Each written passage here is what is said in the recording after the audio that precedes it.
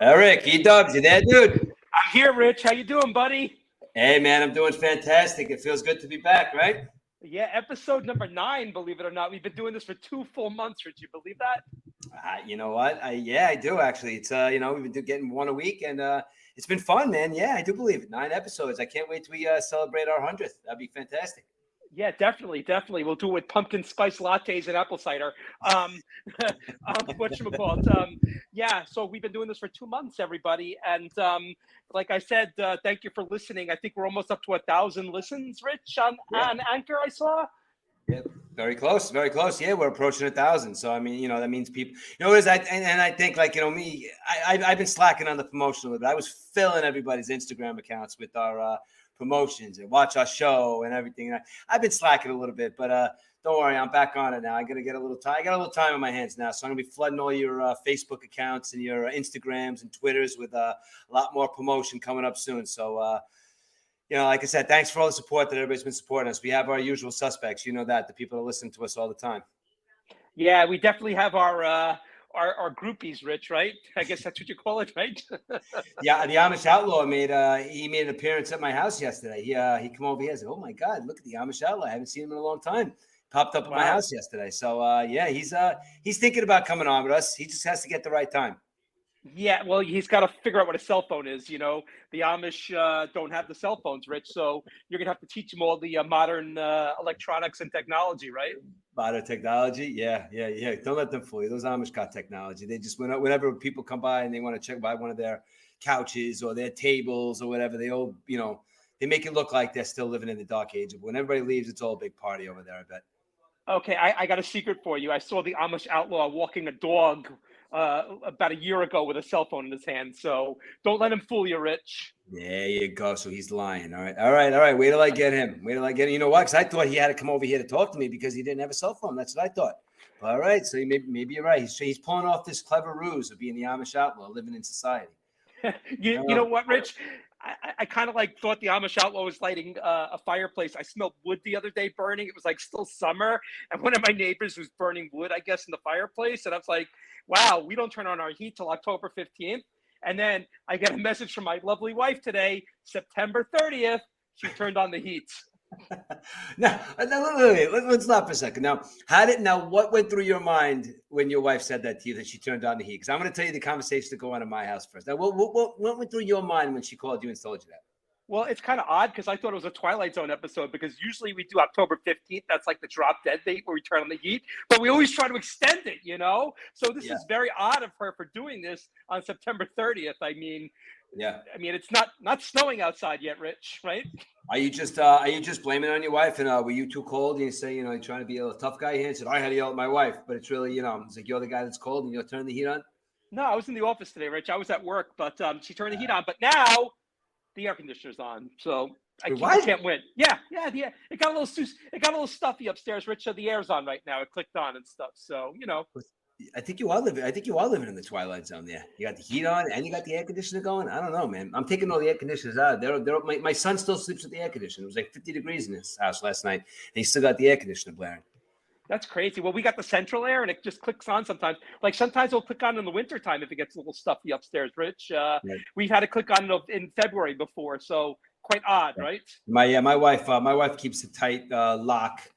On the heat around here, and you're being very liberal over there by saying October 15th. My wife doesn't allow the heat until November 15th. It's like if you're cold, she tells you get a fucking sweater or a blanket. It's like she doesn't turn the heat on until November 15th.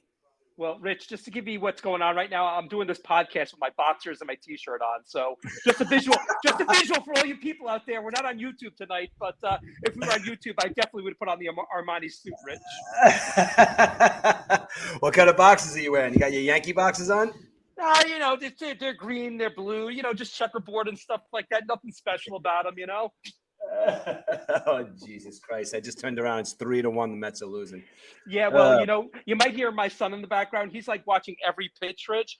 This is like heaven for him. He hasn't been through a real pennant race. I mean, this has been a real pennant race for him, something he's never experienced in his life, basically. And your son, too, for that matter as well, Rich.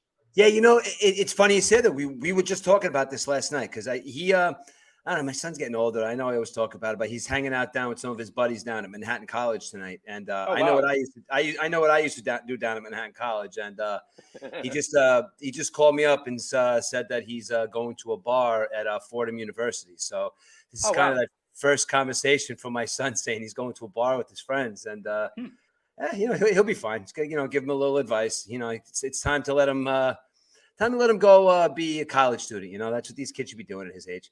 But he was. They're responsible, Rich. They're, yes. Your son's responsible, definitely. So yes.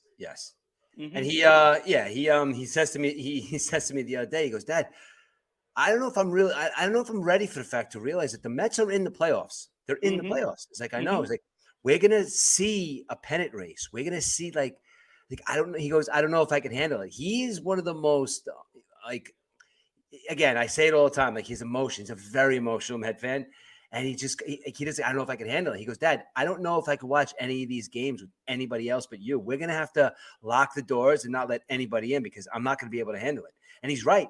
This is going to be a very high anxiety month and a half if you're a Mets fan. Now, look, if you're a Yankee fan, yeah, you guys, but you guys, you're used to it. Yeah. Unless that's what you guys say.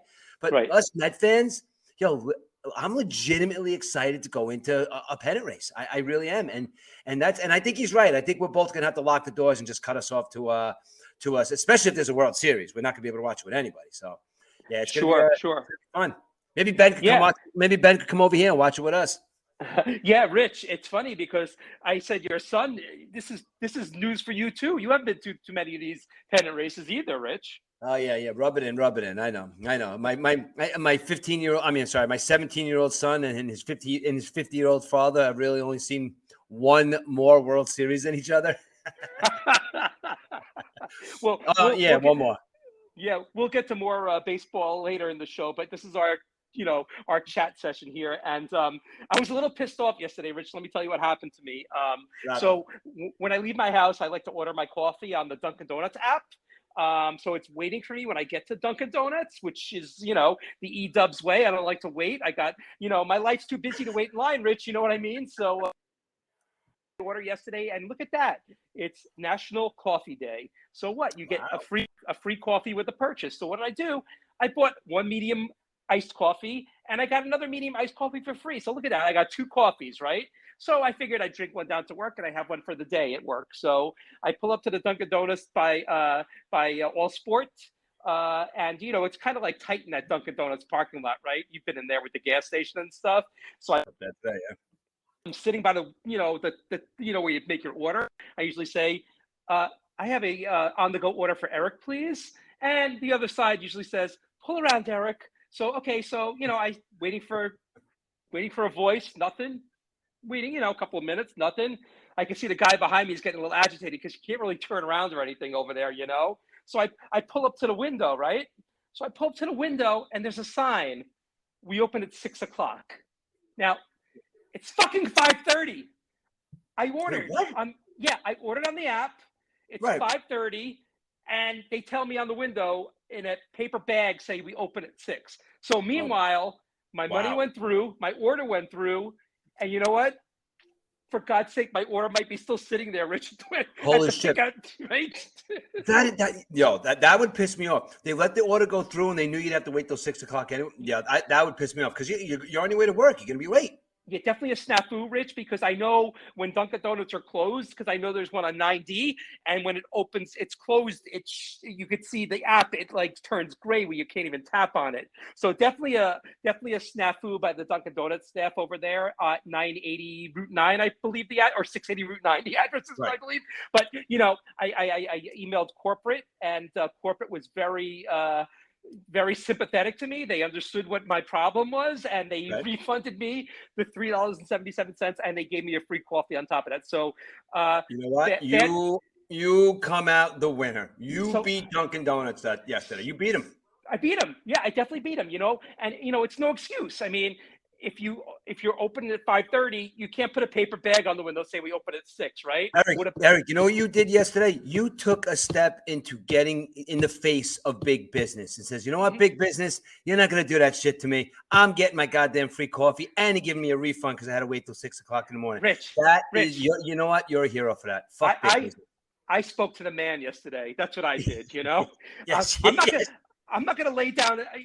I'm not gonna have my tail between my legs, Rich. If Listen, I see something bad, I'm gonna go after it. When you called up Dunkin' Donuts and they called corporate office, did the guy say, "Listen, man, I'd love to help you, but it's time to make the donuts"? I think that guy's dead, right? Yeah, I think he is. Rest in peace. But no, I actually sent an email and I got a lovely email from a customer service rep saying that they would refund me the $377 and add a free coffee to my app. So I will gladly go tomorrow and get that free coffee and sip it till the cows come home. All right, see, I was up there. Yeah, I actually went up there today. And I saw you said they redid it and everything, and they got the pumps. Was my coffee at the counter waiting to be picked up? There was just one girl just standing going, EDUBBS, coffee for EDUBBS. I don't know. I've been saying this for the last hour and a half, 2 hours, 3 hours. He's not here. So yeah, I think I should have known better. But yeah, they're pretty. It's nice. They said they got the taps, the coffee now, but whatever. I got to start staying away from coffee anyway. I got to find something else caffeinated drink to drink in the morning. I got to start staying away from coffee. Yeah, you could. How about decaf? How about decaf, Rich? No. You know what? I need the caffeine. It has nothing to do. I don't know. I really, coffee's coffee. Like it's like, again, I equate it to non-alcoholic beer again. What are you going to drink coffee for if you're not going to get the caffeine? You know what I mean? That's true. You know what? Something else happened to me, Rich, this week. I want to tell you about. Sure. I was off on Tuesday, and I was just doing some stuff around town, and I'm making the left turn from 52 onto Jackson to head home, and the lights starting to turn red, and I'm trying to make my left turn. All of a sudden, this guy speeds up and passes through, and I got a quick glance at the guy. The guy's wearing a mask. There's nobody in his car. Wait. This is the other day? Yeah, Tuesday. Yeah. Was it an Uber car or was it like a car? No. There's a guy driving a car with a mask. Maybe he farts a lot. He runs the red light, so I guess he won't die of COVID, but he'll die of a car accident, right? Oh my God, man! You know what? That's something we could talk about. I always wondered about that, Rich. There's nobody in the car. Like, do you think the guy on the radio is going to give you COVID with maybe some droplets coming through the radio or something like that? What is going? Everybody's so fucking scared. Oh my God! And to this day, there's still people wearing masks and whatever. It's your prerogative, I guess. I don't know what? Maybe. Yeah, I mean, I'm not going to judge you if you want to wear a mask or no, but you know what? Don't go through the red light. Yes. I went up to the dispensary the other day. And that was one of the last places that you still had to wear a mask. You had to wake up there, go up there. So where was I? I went to the one on Route 9. It's called B-E. It's B. It's a weed dispensary up on Route 9. Yeah. But I went in there and I was like, I said, can I get sorry, man, can I get a mask? And he goes, you don't need masks anymore. And I'm like, oh my God, thank God. It's like that was like the last place because no more on the Metro North. No more on the subway. So that's like the last place. Like I still feel like I had to wear a mask and I don't know why. So the other day was the last time I ever had to put a mask on going into a place. So I was, now you don't even have to go into the weed dispensaries with a mask on anymore. So I think doctor's office though still, Rich, at the doctor and stuff. You got to wear one because I went for a heart monitor. I had to go for a test a couple of weeks ago, and I saw a guy wearing a mask at the door, and he goes, "You got to wear a mask in there." So I was like, "Oh well, I bet they have a bunch of them." So the young lady who opened the door opened up the place. I said, "Listen, I don't have a mask." She said, "You got to go home and get one." But she was just joking around. She made me laugh. She goes, "Here." She had about a couple of dozen, so I just took one there and took it off as soon as I got out. But I think only doctor's offices now, Rich. I was up at the doctor the other day. I didn't have a mask on. Oh, really? I know my doctor makes you wear it. Yeah, they have a policy where the staff is wearing them and everything like that. So I know the dentist doesn't make you wear a mask, right? Oh yeah. That's hard. I mean, what's funny is like for a while there they were. Yeah. I wonder if the proctologist makes you wear a mask. on the wrong end. Maybe. I don't know. You know what? I'm just happy that this garbage is slowly going away, and we're finally getting to see everybody's beautiful faces. That's what I said to somebody the other day. As a matter of fact, somebody in the dispensary, like I was standing next to, like, we finally get to see everybody's beautiful faces now. Right. And everyone's just smiling and laughing. It's like, I got a whole, people just don't. They don't want people to communicate anymore, and that's a whole other tangent and a whole other podcast I could do, but they're trying so hard to make people just curl up into a ball and just not communicate with anybody. They want to put you into your phone. They want to scare you with these diseases. They want to tell you about all these wars that we're going to. They want to tell you about all these laws they want to put in. They want to tell you that you have to care about this or you got to care about that. They don't want people to be individuals anymore. They're trying to break away from, I think, like the family. They're trying. It's like these kids, they're curling themselves up at the balls. They're going into the rooms and they're not leaving. They like the fact that we had to wear masks this whole time. And if anybody thinks that that's not true, it's like, you're crazy, because it's gradually, last couple of years, it's been something to separate the community, because they don't want the community to get together and gather too much. We're, in numbers, we're a lot stronger in numbers, man. And they don't want the people to get together too much so they can get those numbers big. And we really, really can go against a lot of this bullshit laws that the United States is putting into effect. And it's coming. Happy. Yeah, I was happy they had the block party come back to Fishkill this year. But you know what? It's canceled. Rain. Oh, not by COVID, by rain. It's going to rain a lot tomorrow, they say. We're going to get that hurricane remnants, whatever it is. But yeah, so it's canceled tomorrow. But it's a step in the right direction. I think we're headed back to normalcy and stuff. And Mr. Mask Guy, don't run red lights. Learn how to drive. Now, listen, you said it's going to rain really hard tomorrow? I believe so. Yeah, I believe it's going to rain a lot tomorrow. Jack has his football game tomorrow from 3:00, and then tomorrow night he has a homecoming dance at John Jay. Oh, wow! He's got his suit and his tie, and they all got their. It's supposed to and they're having it outside. Oh wow! I think up here it might be a little bit lighter than south of us, Rich. But I do know it's going to rain tomorrow a little bit. So, yep. That's that's pretty cool. That's weird. So we were discussing the other day, like the Thursday night football game. You were telling me that you like the it was a pretty cool idea doing those white uniforms. What'd you think of those white uniforms? The white uniforms, Rich, were probably the best uniforms I've ever seen. Really? I mean, I'm not a Bengals fan or anything, but I just love the white uniforms. I mean, I'm surprised they haven't done it sooner. I mean, the white Bengal. Oh my God, Siberian Bengal, whatever it is. Yeah. Loved it. Okay. I would get a T-shirt tomorrow with the helmet on it. I mean, even the way they did the end zones, Rich, in the 50-yard line. Right. It was fantastic. I mean, some of these uniforms that they do in the NFL are a little wacky sometimes. Right. You remember the Pittsburgh Steelers had those prison uniforms that one year? Yeah. Well, wasn't that like one of when they were doing all the throwback uniforms? Wasn't that one of their first uniforms? Yeah. I mean, where did they play? At the Fishkill Correctional Facility or something like that? Penitentiary. But you know what I think? You know what I think though? Listen, it is good. You know what? Those white uniforms were cool. But every time you see, like, the NBA is great for this too. Look at our city jerseys, and look at our this jerseys, and look at our this jersey. It's all marketing. People are going to go out and they're going to buy the jerseys. It's all marketing. It's all to push. It's all to push people to buy jerseys. Yep. And again, it's fine. It's all well and good. I guess people are going to do until people stop buying the jerseys and stop going to the games. They're just going to keep doing it. But listen, that's definitely it's definitely advertising driven. People are going to buy the jerseys and stuff, but. It is cool, but it's getting a little nuts. Like, basketball is getting a little nuts. Like, they have like 8 or 9 different jerseys. Like, sure. There was a time where the Golden State Warriors, I don't know who the hell they were. They wore a different jersey every night. Yep. So, but that leads me to a question that you asked me before. Like, there's some, I know my answer to this. Like, the coolest the cooler uniforms, like, back in the day, or like new uniforms. Like, do you think that they were like baseball uniforms? Were they football uniforms? Were they basketball? Like, what were your favorite uniforms of the day? Okay, definitely the 1970s, 1980s baseball uniforms were the best, I think. You had the colorful ones. Remember the Astros, Rich? The Astros uniform with the orange and the brown and the yellow, right? And then you had the Oakland A's with the yellow and green combination. You had the Pirates with their yellow. I love the yellow, and the hats with the remember the old time hats they used to wear? Actually, Ben has a Mets hat like that. We were in Cooperstown, and he bought one of the Mets hats like that, which all the teams wore in 1976.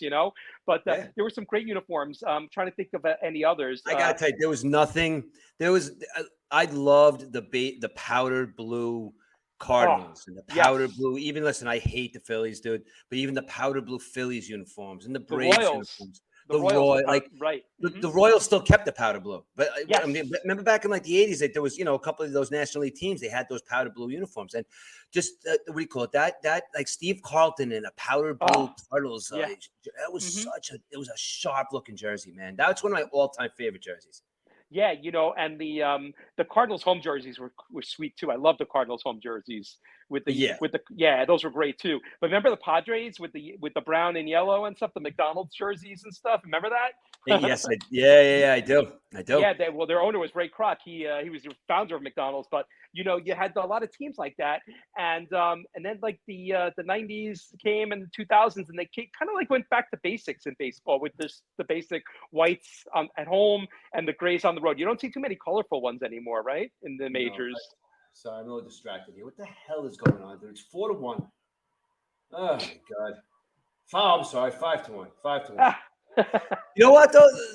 You know what? I'm gonna go on a rant in a couple of minutes when we really get into our sports talk, because I fucking had it with Jacob Degrom. I'm sorry, dude. Wow! Oh my God! Listen, I'm trying to contain myself to get to this section of our show, but I'm tired of Jacob Degrom. I'm tired of him. Rich, calm down. Rich. Oh my God! I've been keeping my composure here, watching this goddamn baseball game. I'm tired. Whatever. Break your elbow. Just get the hell away from my team. Go. Wow. I don't care if he goes out and he throws a fucking no-hitter in the next season. I don't care. I'm tired. Are you gonna play for my team next year? Please. Oh, please. We're gonna give you this. Oh, come, please, Mr. Degrom. Please don't hurt yourself. Please go. Shut up. Go out there and he got shelled. This is big baseball. Fine. You know what, though? I am tired of Jacob Degrom. I said it. You know why? The reason I'm saying it like this is because every Met fan lollygags around the fact that, he's Jacob Degrom. He's probably going to go to the Yankees. He's going to win a Cy Young. He's Jacob Degrom. He's probably going to go to the Cardinals, win a Cy Young. I don't care. I'm so done with the what ifs. You know what I want? This is what I want to do. And if you want to talk about this in length, we can jump into it, though. This is what I want to do. And I'm not talking about this as a rabble-rouser for the Yankee fans or a pissed-off Met fan. I want to say to you as a Yankee fan, I say, you know what, Jacob? We're going to give you this. If you don't want it, go find somewhere else. I don't give a shit if the Yankees give you $500 million.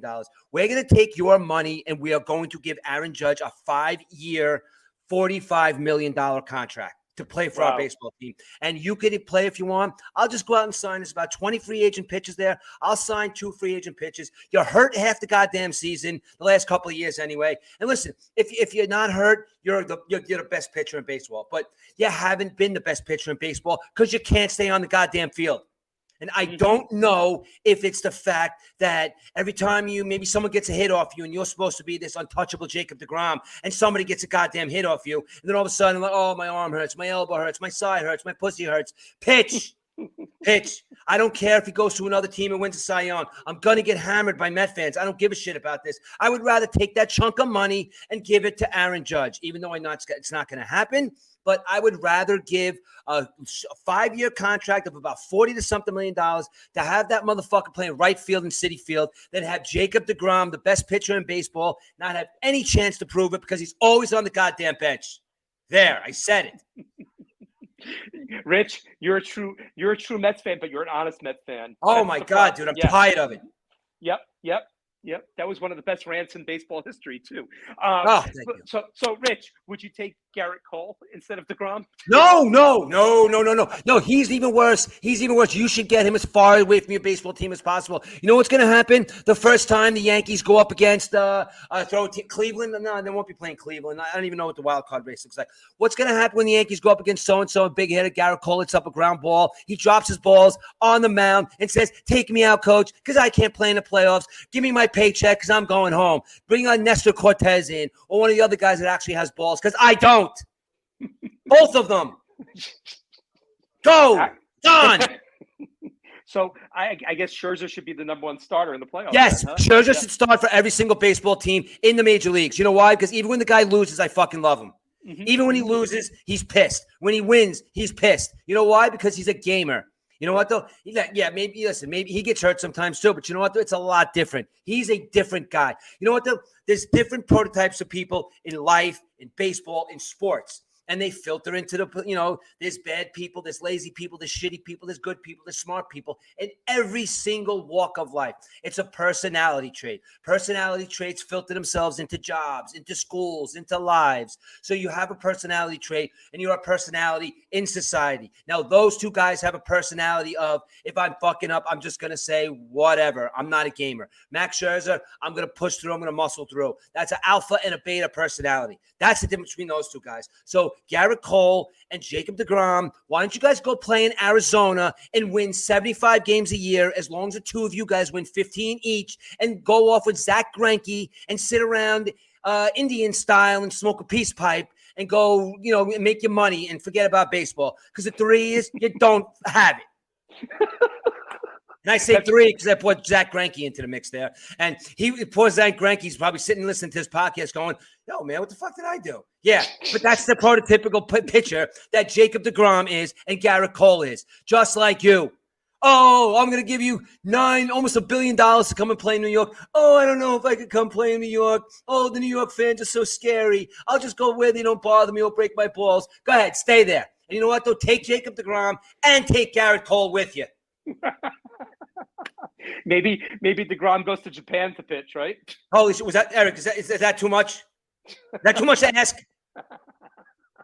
that too much to ask to have some balls? I'm finally sitting here in my house right now, watching the television in September, almost September 30th, 2022, for past reference, going into October. And you know what I'm doing on a Friday night, sitting here doing this podcast with you? I'm watching relevant baseball. It's exciting. Jacob Degrom, you're not supposed to throw 102 miles all season. If you can, that's great. You're supposed to pump it up to 104 in the playoffs. Damn it. Rich, on a serious note, though, I think you compare Masahiro Tanaka to Max Scherzer.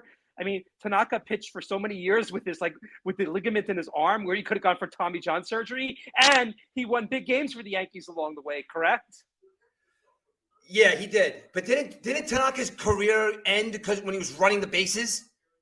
No, that was Chien-Ming Wang. That was a different guy. One of those guys. Okay, thank you. I was just going to You're right, Tanaka. Tanaka was a gamer. Yes. No, yes. Tanaka.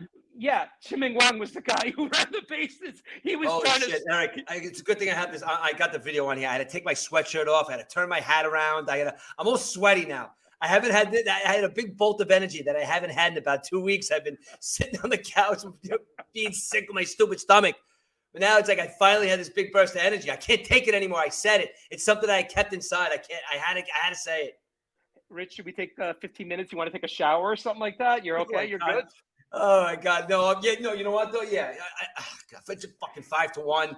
Mets are losing. They're going to be tied with the Braves now. I do not want to see the St. Louis Cardinals in the first round. I don't. Well, you know what? You definitely want the bye because you're going to have Scherzer, DeGrom, and Bassett. The third game, and then you're gonna have a fast turnaround. You're gonna have to go play the game on Tuesday if you win that series. So who's gonna pitch you on Tuesday? You're gonna have Coco pitch, whatever his name is, Carrasco, or who's gonna pitch for you guys? Carrasco is the worst. Carrasco is the worst 16-17 game winner I've ever seen in my life. Yep. Look at his record. He's got 16 wins. The other night he came out, he sucked. Yep. I mean, who do you want pitching game one of the league division series? You want Kyle Max Walker? But he can't. He's going to pitch Friday. Friday, Saturday. He's going to tap the turnarounds, right? You know what he's going to do? He's going to kick the door in, and he's going to pull a Nolan Ryan. That's another thing we have to talk about too. We don't have to talk about it tonight, but we could talk about it another time. I watched the Nolan Ryan documentary on Netflix. I suggest you watch it. That man is one of the toughest human beings ever to put on a baseball glove. Ever. 51 pitching records, Eric. Yep.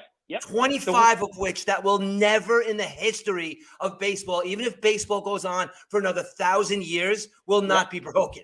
And one of the biggest blunders in Mets history by trading him away, right? Now, that's another thing I'm going to say to you about this right now. I got into it with somebody the other day who's a big Met fan like me who called me not a Met. You know why he called me not? Listen, he's a little bit of an older Met fan than me. He says you're not a good Met fan. The question was, thinking back in retrospect, do you want Nolan Ryan or Tom Seaver on that baseball team? I want Nolan Ryan on that baseball team, even though Tom Seaver, yes, he's one of the greatest Mets of all time. He's one of the greatest pitchers of all time. But you know what, though?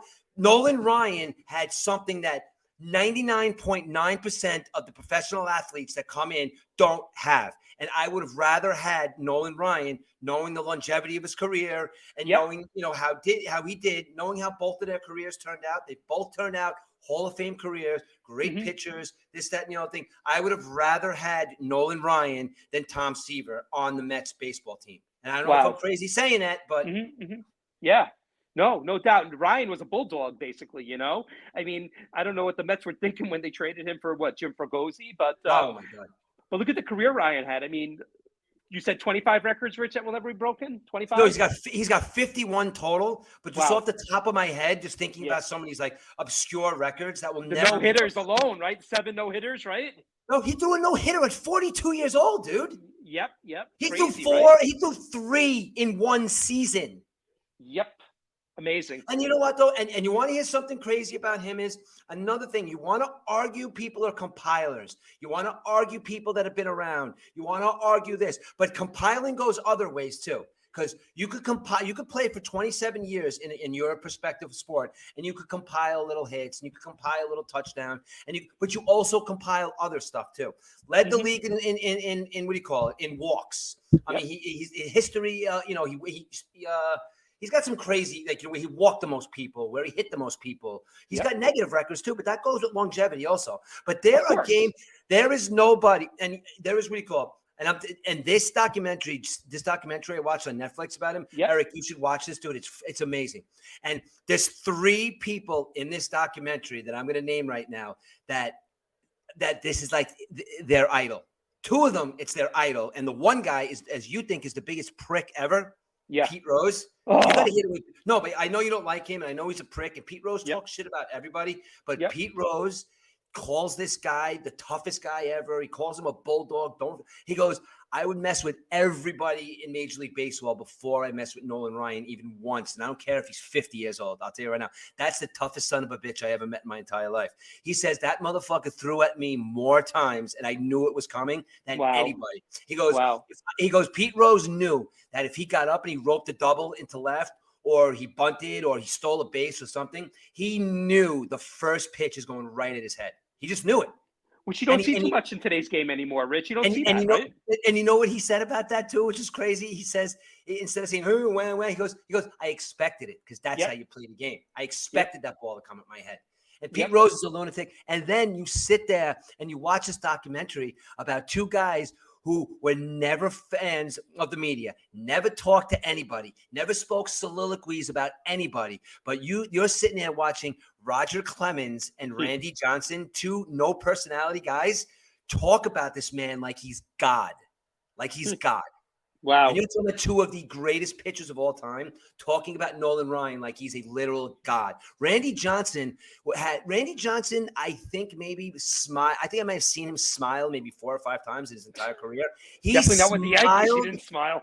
He smiled this entire documentary, dude. Wow. Talking about Nolan Ryan. Unbelievable to watch the passion that these guys have for him. And these guys are dicks. Yeah. And the passion they had for this pitcher, dude. Wow. Eric, you got to watch it. You got to. I'm sorry I kicked it into such high gear all of a sudden, man. But Jacob Degrom got me all pissed off.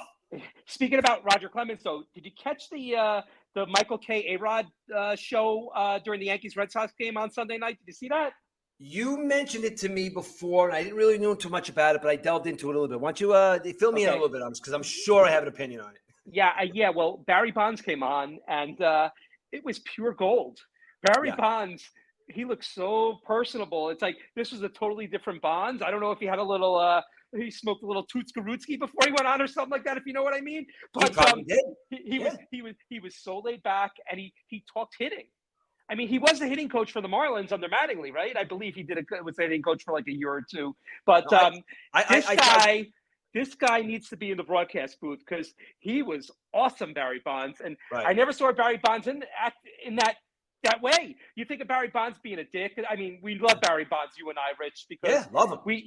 But the guy was personality, and he was on a good 35 minutes. And it's funny because there was a thunderstorm over Yankee Stadium, and Barry Bonds giving the weather report. He goes, "Oh, they'll bring the tarp out for half an hour." He's like telling what's going on from 3,000 miles away. But they canceled the game eventually. Yeah, no, I'm sorry. I don't want to cut you off, but I just want to go because I don't want to go off topic real because to talk about Barry Bonds hitting. Like, did I ever go over you like this hitting coach, this older guy, like the 65-year-old like hitting coach, like teaching these younger players like Aaron Judge, Mike Trout, Fernando Tatis Jr., just Bryce Harper, just to name a few. What this guy did was, and his name escapes me, and my son would know because he's the one that told me, and I just his name escapes me, but he's a hitting former coach. Player, Rich, or just a no, he's a college baseball coach, and he's been around college baseball his whole life, and he's a hitting coach for some college. Wow. I don't remember. I'll look it up. But his whole philosophy was Barry Bonds' approach. Now, Barry Bonds' approach. Do yourself a favor when you have a couple minutes. Look on YouTube. Barry Bonds has this approach that the guy teaches these kids, and Aaron Judge says that he took this guy's advice, and that's why he's playing so well. You could go back and listen to these guys' interviews, Mike Trout as well. You start off, this guy, you get a long piece of PVC pipe, and you literally just whip your hands from top to bottom. Their first move is the speed of your wrists to your hips is where all your power comes from. And he completely not copied, but when Barry Bonds swing, and he's teaching it to these big home run hitters now. Because if you look at Barry Bonds' swing, his first move is faster than any hitter in the history of baseball with the hands and the hips. And this is a philosophy that these guys are teaching now. Wow. Crazy. Yeah. And, and I know what you're talking about, the other Barry Bonds. He's a good personality, and he's honest. Yeah, he was great. And, he even said, Rich, that before he signed with the Giants, when he was leaving Pittsburgh, the Yankees made a tremendous offer, and basically had like an hour to take their money or whatever. So he went to lunch, and I guess the contract was off the table, and he was going to San Francisco anyhow, because that's where his dad played, his godfather, Willie Mays, played. So, he wanted to go to San Francisco, but it's interesting in the offseason to see if that happens again, where the Yankees offer a player a contract and the player actually goes to San Francisco, not meaning Aaron Judge. So that'll be interesting. But it was a very interesting broadcast with when Barry Bonds hopped on. You had Barry Bonds, A-Rod, and Roger Clemens, and Michael Kay. So pretty interesting, right? Like those are three. Do you think, you know what, at this point in those three guys right there, at this point, at this point, I don't want to even hear like, all right, guys, you got me. We really did this. I don't even want to hear any of that. I just want, I want stuff like that. Get the three of those guys together and talk. You don't got to bring up the steroids or anything. These guys are, I get it. They got an edge. They did steroids, whatever. It is what it is. But these guys, you don't think that their minds are filled with baseball knowledge? A-Rod, A-Rod's a baseball guru. I mean, he watches every game. I mean, the story with A-Rod and Jeter was Jeter never watched games. He would go out and party all night. A-Rod would be home watching games on the West Coast. So A-Rod's he's a student of the game. A-Rod, he knows a lot about baseball. Yeah. But that's the thing, all these guys are, and they don't just go in there and like hit some home runs and and just walk off and just go bag groceries somewhere or whatever they're doing. Like a lot goes into it. Like this is what they do for a living. Like we were just talking about this the other day about the separation from high school to college to professional sports. Like when you're little and you're in Little League, like Little League, everybody is similar, but there's some kids that are a little bit better. There's some kids, and then you get a little bit older, and then you see those kids. All right, these kids are going to play travel baseball, and these kids are going to play school baseball. These kids are just for like Little League, and then like when they get a little bit older, and like then we start getting to the high school level, and then like once you get to the high school level, you start to see the separation, and you're like, wow, that kid was a good little leaguer, right? That kid's a good little high school player, but holy shit, dude, you see this kid in Jersey? And the Derek Jeter documentary put that into perspective for me by the fact that when he was coming up out of high school, and I'm sure I mentioned this to you, when he was coming out of high school, he was the number 2 ranked baseball player in the entire country, high school baseball player in the entire country. Wow. And his he's determined to be the number 1 baseball player. The number 1 baseball player in the entire country at that time, at that moment, was somebody that went to school in Long Beach, California. His name was Johnny Damon. I mean, they're not professional athletes yet, but they obviously went on to do good things. So when you're thinking about these kids that are going to make it in the professional sports from college or high school, like You know Johnny Damon and Derek Jeter and A-Rod at the time in Miami. They're all going to the, if you got to get on the field, if you're 16, picture being like a 16-year-old kid from Fishkill and having to get up against a 14-year-old A-Rod or a 13-year-old A-Rod. You know what I mean? Like I remember, and I'm, I got diarrhea of the mouth tonight. I got a lot of stories. I've been locked up for this. There's this kid that just got drafted this year. His name is Nazi Amir. Okay. Now this kid is from Jersey, I think, and he always played on. Like we ran into this kid throughout our travel teams and throughout the years. And I remember when you play baseball, when you play travel baseball, up until you're 12 years old. You play on what you call the little field. The field is 225 to center field. And the big transition is you go to Cooperstown, you have the big thing, you win, whatever, and you finish out your 12-year Little League career and you move on to, as they say, the big field. Now, the big field is the transition, and it's a big transition. For those of you who don't know, you go from the little field to the big field. It is a big transition, especially if you play Little League. Because you think about it, you're going from a pitcher's mound that's 46 feet, 6 inches, and you're jumping right to a 60-foot, 6-inch mound. And you're going from, 65-foot bases, and you're jumping right to 90-foot bases. So the transition from Little League to the big field is big. So that's why it takes a little bit of time to you're hitting singles. It takes maybe like a year or two to catch on. First game, Newburgh. Hunter Ferris is up there pitching. It's one of our first games as 13U as the Hudson Valley Rampage. It's me, Scott Ferris, Josh Shoemaker, and Jim Broughton's the head coach. We're like, all right, we're 13 now, this, that, and the other thing. We're going up against this team called the New Jersey Axemen. Now, the leadoff hitter for the New Jersey Axemen is the center fielder, Najee Amir. Now, you're already hearing about this kid because, he's 13 and he's a phenom, okay? 8 o'clock in the morning. 8:05, first pitch. Hunter throws, we were just a little town ball, throws whatever, like a 75-mile-an-hour fastball. This kid hit the ball about 400 feet into the houses, over the trees at 13 years old. Wow. Now, at that point in time, that kid's going to the major leagues.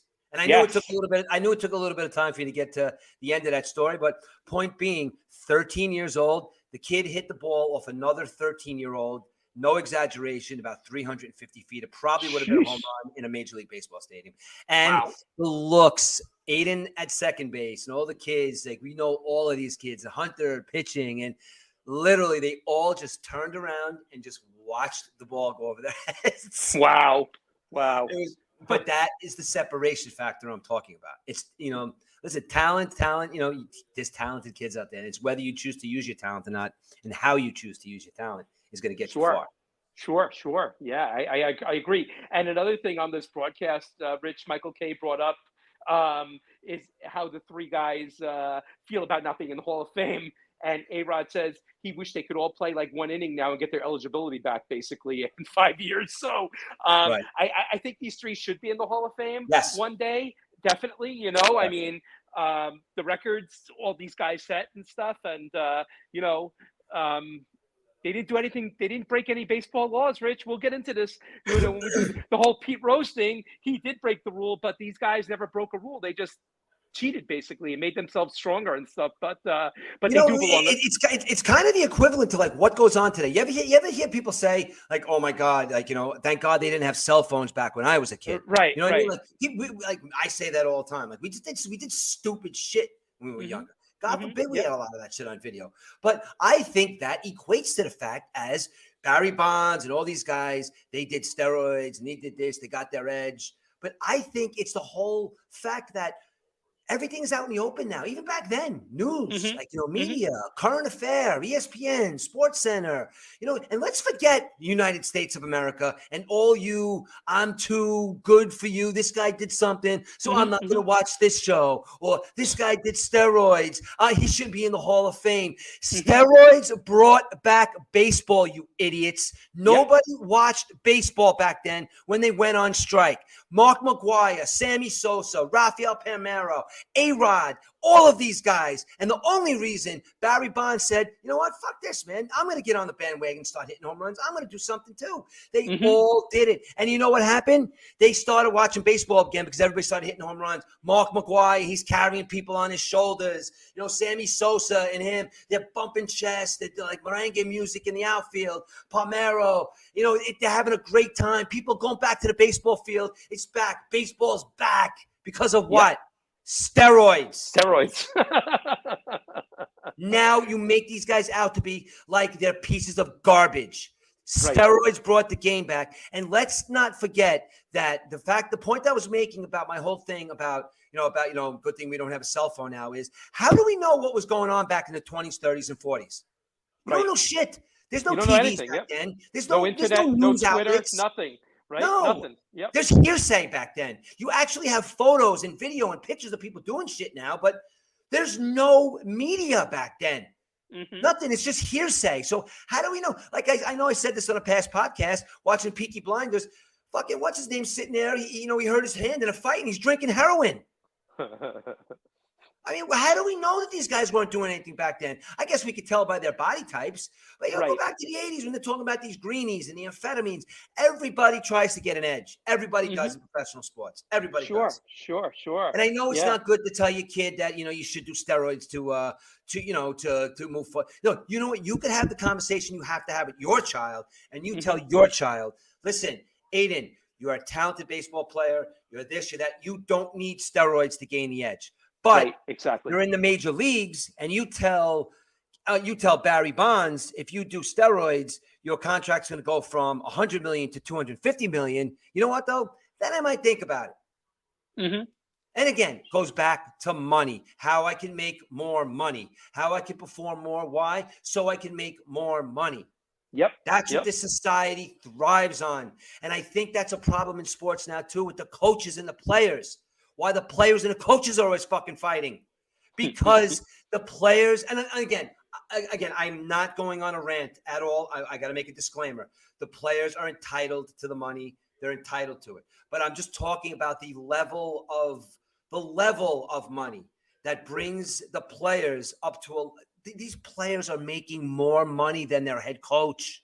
More money than the boss. Only in baseball, Rich, right? How?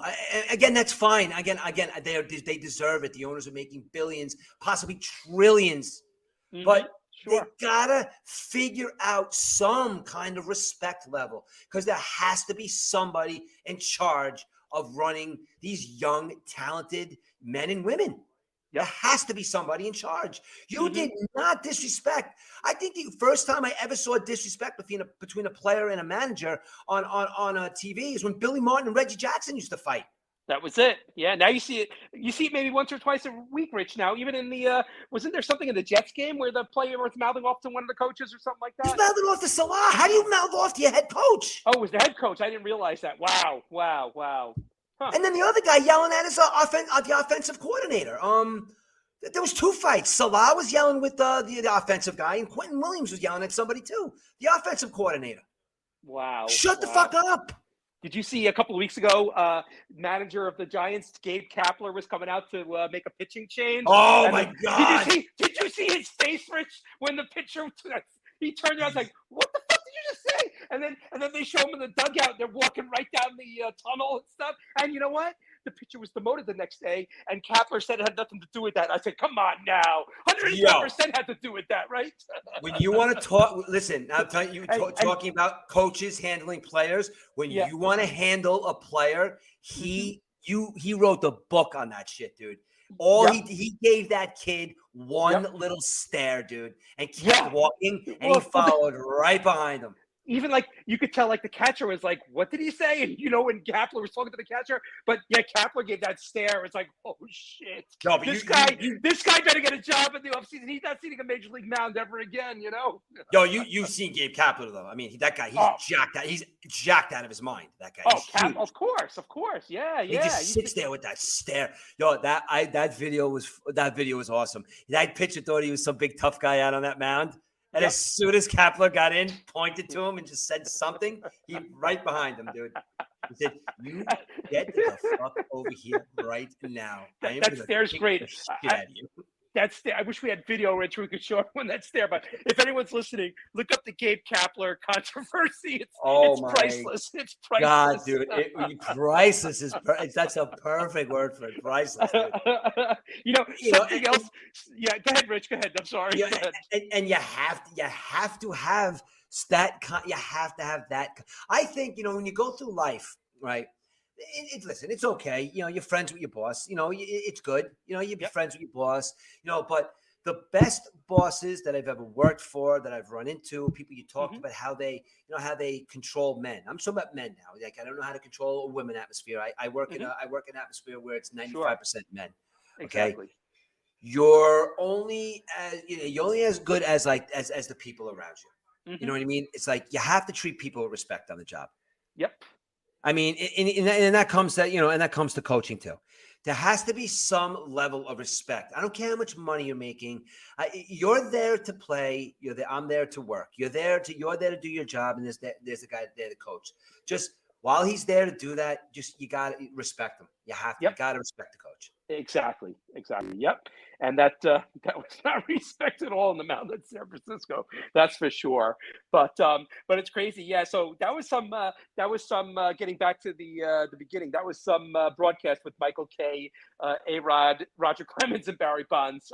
I wish there was a replay out there you could watch, Rich. But I'd like to see more of that. Yeah, speaking about Michael Kay, he's been in the news lately. Did you hear about this fight that him and Curt Schilling are having behind the scenes? You know what? Why don't you tell me about it? Because I tried to look it up before we came on tonight, but it was too late.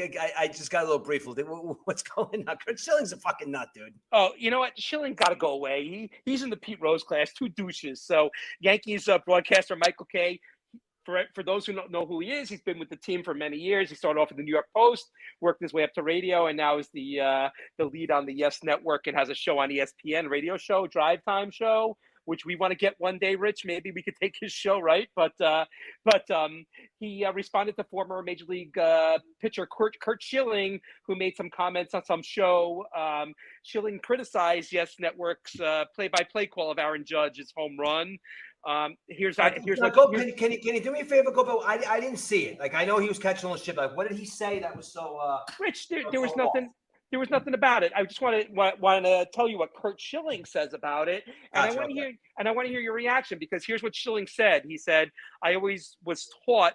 One of the things that I think helped me in the booth was there are some moments that speak for themselves, Schilling said, and I thought that was one of them. He could have said everything. He could have said everything he said after the fact. Everyone watching the game knew exactly what happened. They knew what the number was. It was also part and parcel of today's announcers. So you know what, Rich? Okay, here remember when Phil Rizzuto did the home run call of Roger Maris, right? Yes. Legendary, right? Yes. How about Russ Hodges? The Giants win the pennant. Oh my God! That's I could listen to that 1,000 times. Okay, you're a boxing fan, right? Yes. Down goes Frazier. Yes.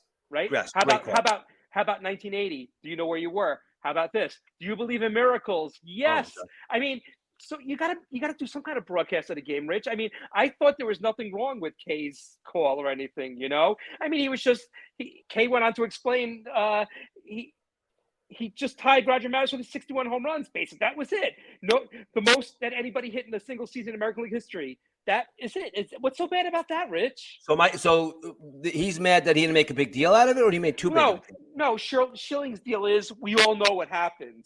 So basically, what do you do? I mean, look at Vince Scully with all these things, Rich. You remember Kirk Gibson's home run, Sandy Koufax's no hit.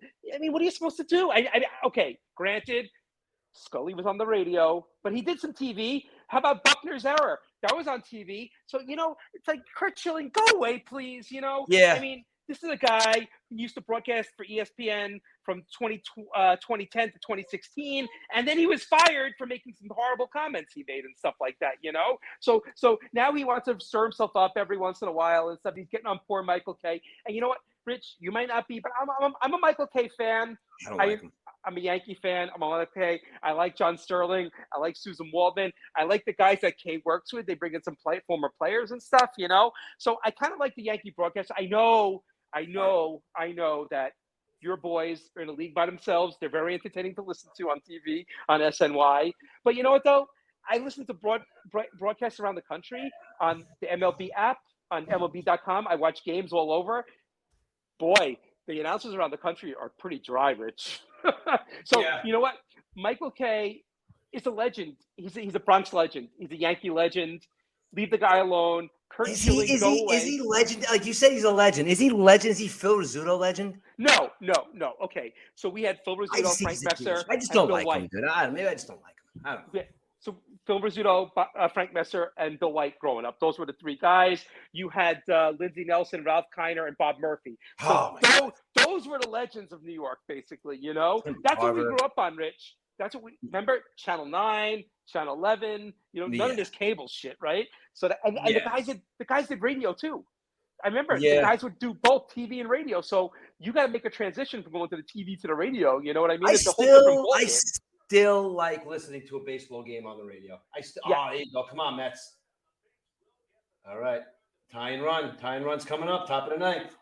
Oh, boy. We're going to have a Jeff McNeil is hot on fire, dude. He's killing the ball. Right? And guess who's up right now? Mr. September is up right now. Oh, Escobar, huh? Escobar's up with a man on second and third. He is the winning run right now, or the go-ahead run right now. Wow. So if you hear noise in the background, Rich, I'll be my son Ben screaming if they win and stuff like that. Because the other night, Escobar had 5 RBIs, and I was getting some nice rest, sleeping. All of a sudden, I hear him screaming, "The Mets win!" I said, "Oh my God, really?" That game the other night. Right, listen, we can talk about that when we go to our Mets, my Mets thing. But that game the other night was awesome. Mm-hmm. You know what? And that's the difference between my Mets this year and my Mets from like last year and years in the past. You know, there was a chance they could have won that baseball game, and they did. Yeah, there were times like you turn the TV off in like the 7th inning because they're not gonna come back. But there is a chance that these Mets can come back and win any baseball game that they're a part of. And he's swinging for the fence. So we get a little distracted. But what were we just talking about here? We were talking about K. We were talking about the K call of Aaron Judge's home run. Now, so Rich, the home run, right? I thought the home run was great because you know what? Not only being a Yankee fan but a baseball fan, I think the season's been an amazing season, and we'll go over the season next week. We'll give our, season ends Wednesday. We'll go over our awards and stuff like that, what we think is going to be, and we'll go over some of the top stories of the year. But I think this has been a hell of a baseball season. And you know what? The Judge home run was the cherry on top, I think. Even though a lot of people around the country said, oh, it's a New York thing. But you know what, though? I think it's above New York. I think it's a home run. It's a record, Rich, in the American League. Right. We have 2 leagues, right? He's not going to break Bonds' record, and he agrees that, and I agree that Bonds' record is 72. But this is the American League record. This is a record that hasn't been broken in 61 years. Yeah, it's a good record, and I think it's good for you're right. It's been a good season, and I'm sorry, a little distracted. All right. Yeah, you know what? It's been a good season. It's been a good record. I guess maybe I'm a good guy to ask this question too about Aaron Judge because I do like Aaron Judge. And I'm not a Yankee hater. Yep. And that all being said, though, I don't think the ball has been hit yet. That's the real ball yet, though. Right. It's so funny, right? Because I think the 61st home run overshadows the potential 62nd home run, right? Yeah, I don't. Yeah, that's the thing, and. It's all good. Listen, you're talking about, Yankee legends and, Yankee legends are some of the greatest baseball players of all time. And like Aaron Judge and, it's good for baseball. But I kind of do agree with some of these people who think it's more like a Yankee thing because yes, it's the American League record and I do get it. But And again, I'm not saying this to push your buttons, but I'm watching a guy on my team right now playing first base that's having an insane year as well, and he's getting overshadowed by one of the best seasons ever by a baseball player. Pete Alonso is having an insane – he hit another home run the other night, dude. Wow.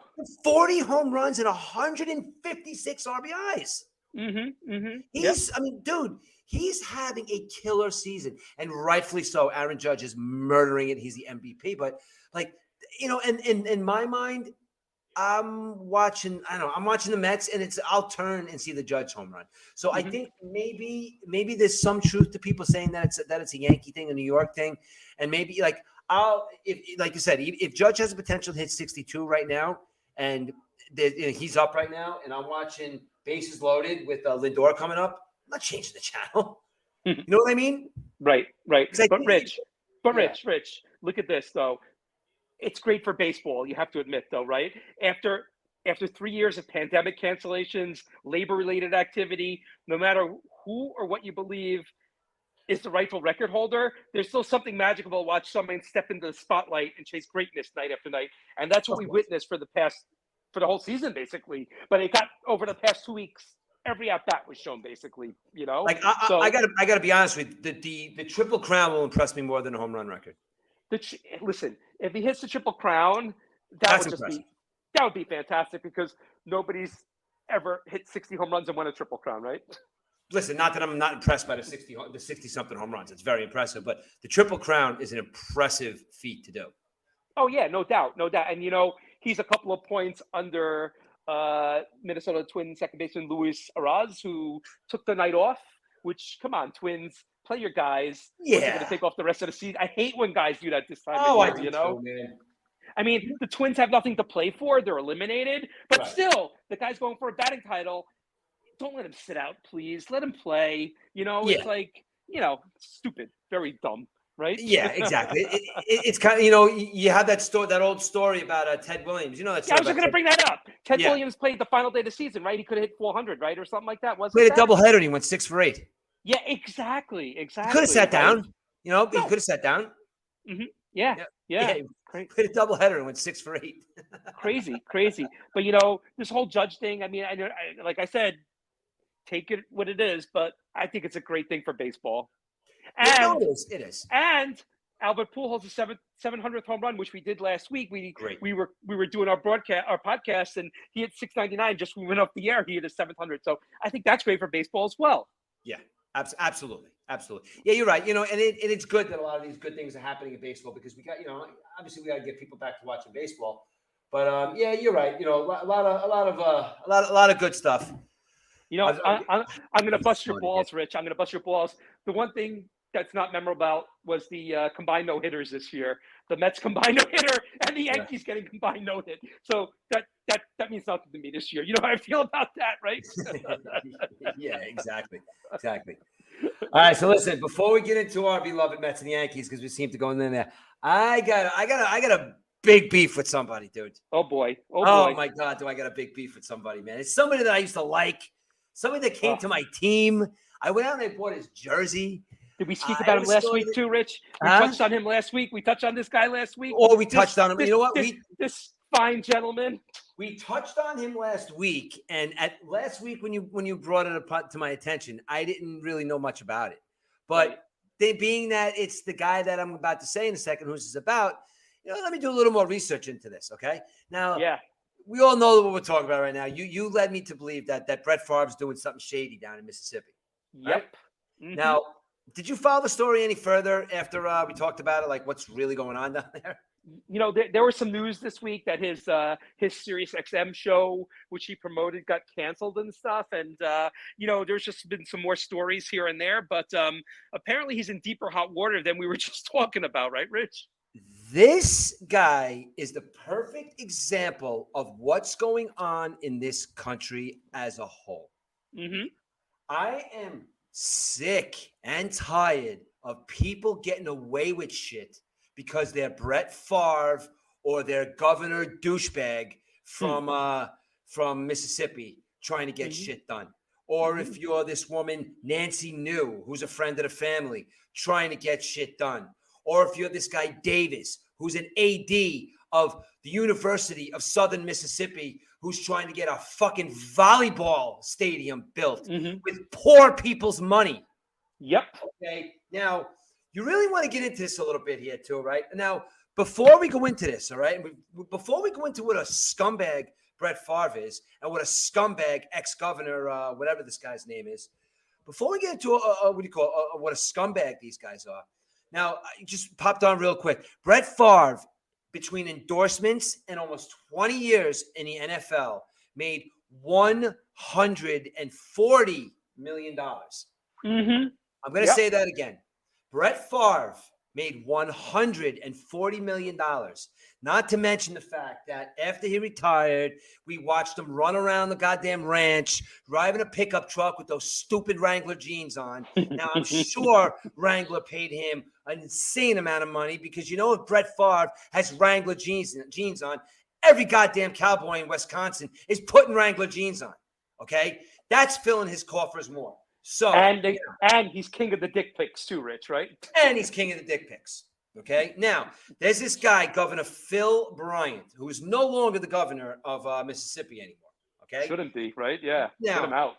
I really didn't get to the bottom of how this governor knows Brett Favre, but maybe they met, or maybe he's a Packers fan. I did a deep dive, but I didn't get where Phil Bryant and Brett Favre knew each other.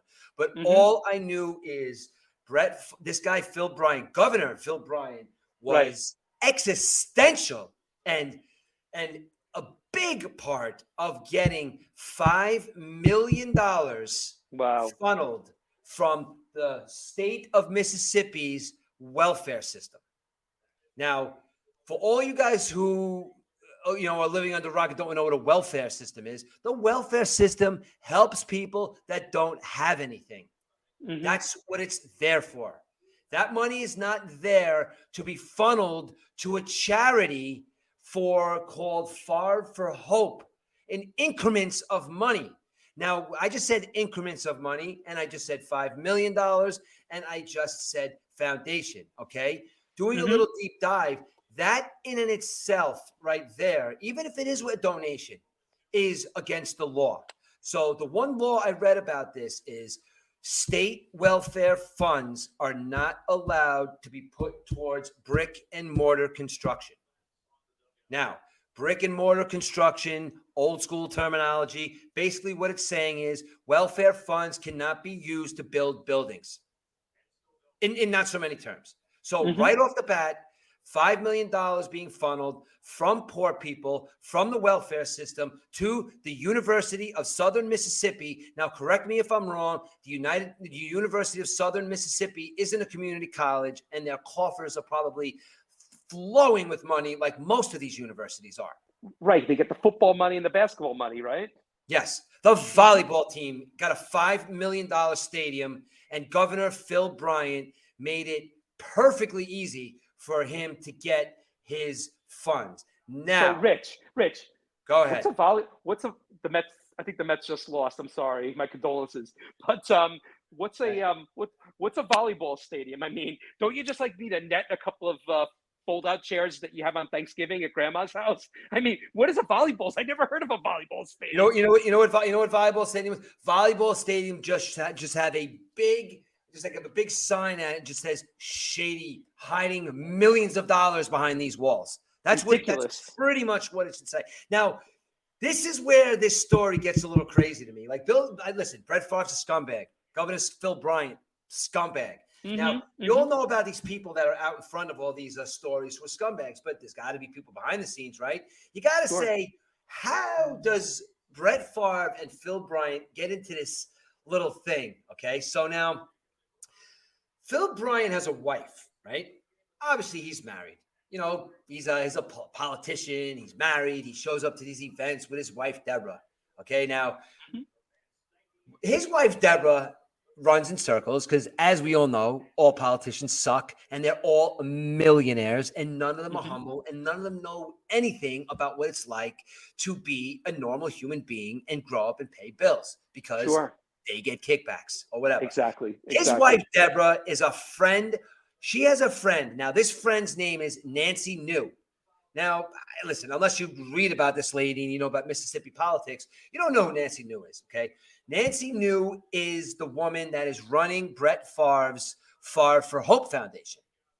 Now, Brett Favre's Favre for Hope Foundation takes care of underprivileged kids with cancer, anybody that is, that's having a rough time in life, and say, look at me, I'm Brett Favre, I'm giving money back to the community. Now, I think Brett Favre pulled the plug on us. So let's so let me go. I'm gonna go back to my rant because I got some stuff. Go ahead. Now, where was I? Like, what's the last thing you heard? All I know is I was telling you about some woman named Nancy New. That was it. When you mentioned her name, it's like Brett Favre was there. It's like, stop that podcast now. Now, Nancy knew, unless, you know, in my rant, I guess a lot of the wind got pulled out of my sails, but this bitch right here, okay, she was the head of, now she's Governor Phil Bryant's wife's very close friend, and she's running Brett Favre's Favre for Hope Foundation. Now, she in turn is busted for $77 million in fraud cases in the state of Mississippi, responsible and behind one of the biggest fraud cases in the history ever. Okay. Wow. Now, that being said, all this stuff going on, they have text messages between Brett Favre, this guy Davis, who is the athletic director for the University of Southern Mississippi, the governor, Phil Bryant, at the time. All this stuff started in 2017. Not to mention the fact the other law that they broke was all the funds when you build a stadium, or when you build a building, or when you build something on a college campus, before the building goes up, before the shovel goes into the ground, all the money is supposed to be approved, and it's supposed to be approved from one source, not multiple sources. Now, red flags all over the place for this building, because multiple payments, not supposed to be used for brick and mortar, stealing money from welfare people. Now, this woman, Nancy Drew, and this guy Davis, they're in a little bit of trouble from their text messages. Now, the two of these people, they're in trouble right now. At this point in time, I got to tell you that Nancy New is cooperating, okay? Now, she is saying right now that she directed all these funds from the Favre Foundation to the University of Southern Mississippi under the guise of something else, because she had a direct order from her boss, the governor. Now, she's running the fund. The governor directed her to send this money. Now she's opening up and folding like a cheap suit, saying like, now she's giving everybody up. Now, a lot of people are in trouble right now. You know who's not an ounce of trouble right now at all, and nobody's even talking to them, is Brett Favre and the fucking governor. Crazy, right? That's These are the two main guys. Yeah. I mean, crazy. They have text messages between the four of them. And now you want to hear something crazy? This is how crazy the law is, okay? The reason they can't use some of these text messages, now get that, okay? Federal regulation says executive order. You can't see or hear text messages from somebody in political office because somebody might hear what they're saying because they're in political office. This is the reason why these text messages aren't going to go out there, and Brett Favre and this other guy are going to walk away. Wow. He should be in jail. He should be in jail. He should be in jail with all the rest of the politicians. Exactly. I don't know. Like I said, I know I went on this rant a little bit. Rich, and I can't stand people getting away with shit just because who they are and who they know. He's above the law, Rich. Apparently he went to the Will Smith school of when celebrity goes to your head. Yeah. Right? Exactly. Crazy. It's dude. The guy was stealing welfare funds. It's supposed to go for underprivileged people. And it's the poorest state in the country, Rich. We touched on last week. These people need the money, not for a volleyball stadium. Yeah. Right? Oh, how about this too? How about another thing? There's another person in the family involved. Nancy New has a son. His name is Zach. Now, Zach is a project manager, or he works for the state or something for Mississippi. He has something to do with that buildings get approved. Hey, there you go. He's behind getting the brick and mortar rule tossed out so they can get the building built with welfare funds. So this guy's in trouble too. And this is her daughter. It's a family affair. It's a family affair. Crazy. But again, the only one thing I'm trying to find is what is the connection between Brett Favre and the governor? I'm assuming the governor was just a big football fan and he loved Brett Favre. That's what I'm assuming. But fuck you, Brett Favre. I mean, remember the woman from that show, Lori Loughlin? She went to jail, right, for doing quite the same thing almost, basically. Yeah. Well, she did. Right? She's married to that Italian clothes designer, Massimo, whatever. Yeah, exactly. But she went to jail. Yes, she did. She's 18 months in jail. Yes. And, and her two stuck up, pretentious daughters are still doing their Instagram show and how upset they are. And you got to see these two girls before, like, even Lori Loughlin got busted for all this. Like, they're just these pretentious, rich, snobby bitches. That's what they are. Yep. Well, at the end of the day, Brett Favre is selfish. He alienated his fans. He cheated on his wife. He sent unsolicited dick pics. Yeah. Brett Favre is an A+ loser in my books, Rich. Yeah, jerk. You know why? He's a bigger jerk because I was very excited when he came to the Jets that year. So now you're just a big jerk in my eyes, Brett Favre. You still have that Favre jersey, Rich? I actually do. Oh no, yeah, I do. It's probably up in the attic. Like I said, forget about Brett Favre. Freaking jerk. Done with that guy, So yeah, good riddance, right? Yeah, good riddance is right. Good riddance is right. That's my Brett Favre rant. No, this thing that happened the other night, dude, with this kid Tua. Oh, yeah. Wow, man. How the hell did he get on a football field yesterday? And you know what? Shame on the Miami Dolphins, and I hope the Dolphins lose draft picks because of it. This should have never happened yesterday, Rich. I don't even know where to begin. You would think that the NFL would be really looking over this and really seeing. I honestly, I don't know, man, because this kid's gonna be fucked up, dude. With and the commissioner last week, the commissioner was in the stands last night too, Rich. I saw he was having cocktails with Chris Collinsworth. They showed him on TV, but how can this happen? Did you see when Tua went down? His fingers were going on it was like his fingers were curling up and stuff. That's like the nervous system, Rich. He could have died having 2 concussions. I mean, I was telling you early. I read something that last week when he got hit, his body wasn't fully concussed. He had like a partial concussion. I don't know the terminology that they used, but being that he didn't, I guess they said he went to concussion protocol. I guess obviously he didn't. But so he's all week, I guess maybe he's monitoring his sleep. But then when he gets hit again in this game, and then it was just like a full-blown concussion all at once. And it says, like, when that happens to you, your nerves lock up. And hence, like, what happened to his fingers, like, maybe it's just his entire body just locked up for a couple of seconds. And that was scary, man. You don't ever want to see that. I mean, this kid's career might be over. I don't know. What's going to happen? Yeah, I mean, right. Is he gonna play? Like, is he gonna play it all for the rest of the year? Like, how long is a double concussion with muscle spasms and nerve spasms? Like, how long are you staying out for that? I mean, we're talking about a severe head injury here, Rich. Somebody's got to pay the price on this. I don't know if the Dolphins fire their coach or what. Like we said, it's the coach's ultimate decision to put the players in the game and stuff. So after Sunday's game, do you remember when he got up after that sack on Sunday, Rich? He was so wobbly. And what are they blaming on a back injury? Come on now. You know better than that. Exactly. Come on, dude. You know better than that. I mean, I'm not a doctor, Rich. Even my last name says I should be a doctor, but I'm not a doctor. But, anybody in the country watching this game could see that he wasn't healthy enough to go back into the game or even play 3 days later. What are you talking about, Dolphins? Come on. Yeah. Yeah, it's ridiculous. It's ridiculous. I don't know. It's that too cool for school head coach they got there. The kid looks like he was a Brooklyn hipster and he just shaved his beard off and now he's on the sideline of a football team. Big stupid glasses and his I guess he's a good coach. I don't know. I don't really know too much about him. I guess I'm putting the horse before the car. He just looks like a reformed hipster to me. But wow. Listen, you know what though? At the end of the day, I mean, he's responsible, I guess. I mean, you get the last look. It's like, can you go in, kid? And I don't know. Is it ultimately on the coach? Is it ultimately on the owner? Is it ultimately on the GM? Like, what if this kid's career is done and he's fucked up for the rest of his life? And who's at fault there? Wow, crazy. And the Dolphins paid a lot of money for him too and stuff, It's like, it's unbelievable. That shows how precious human life is, Rich.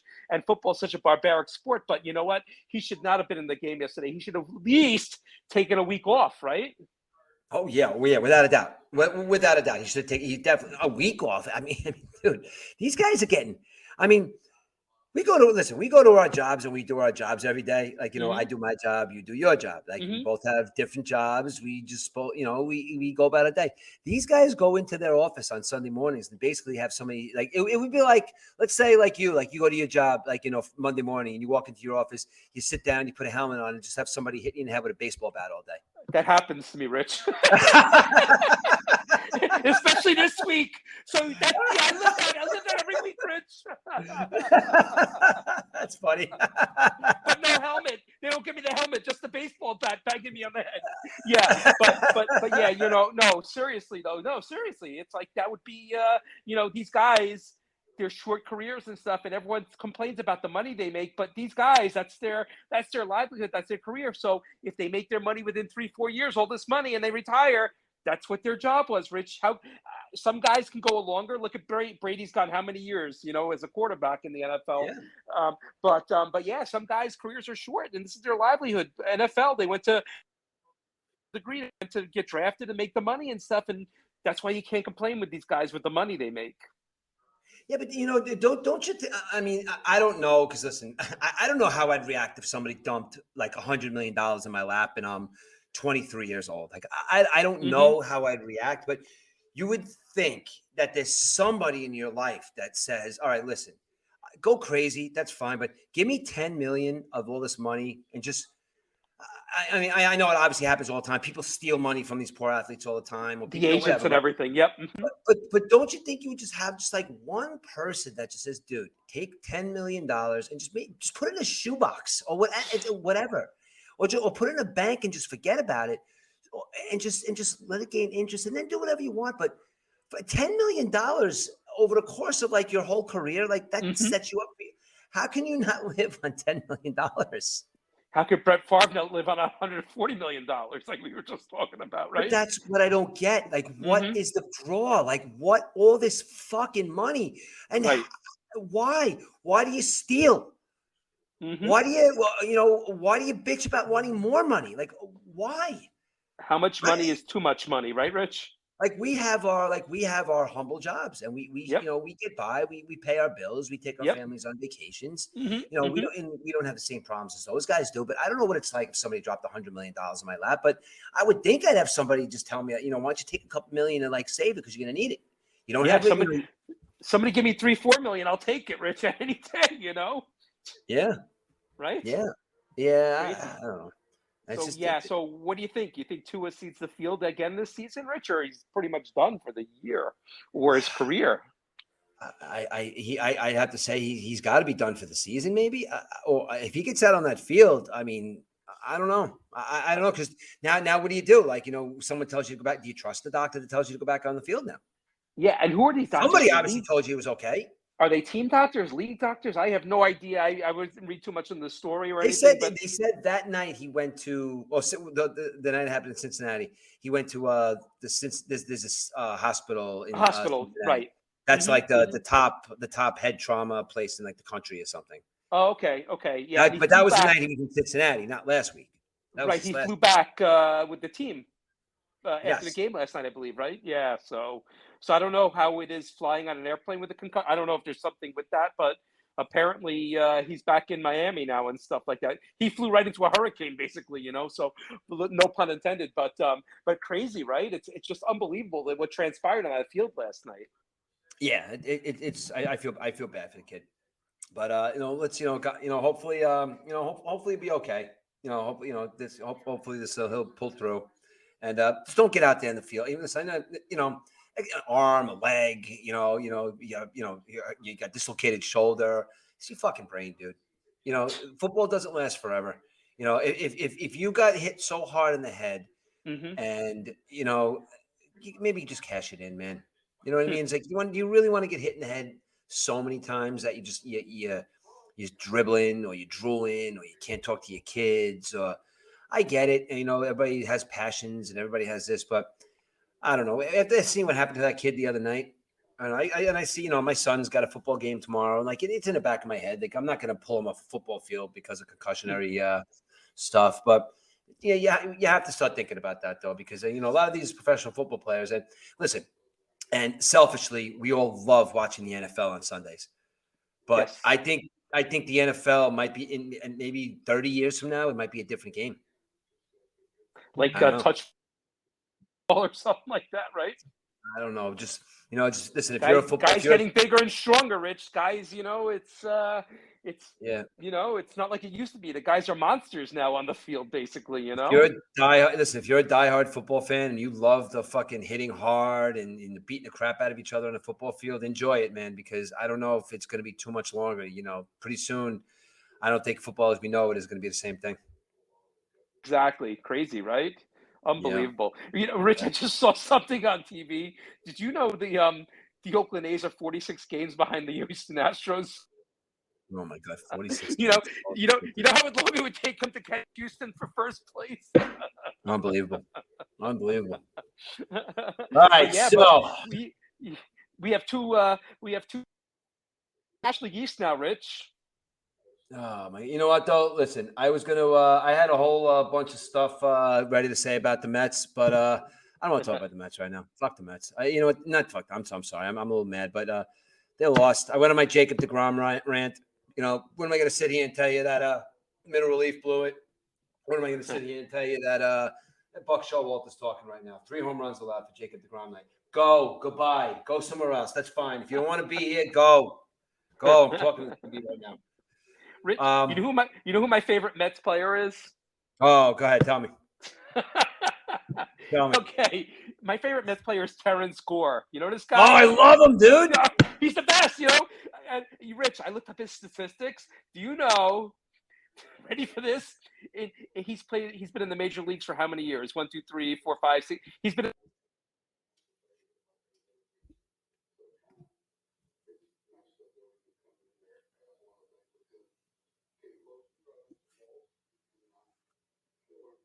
Eric, I seem to have lost you again, buddy.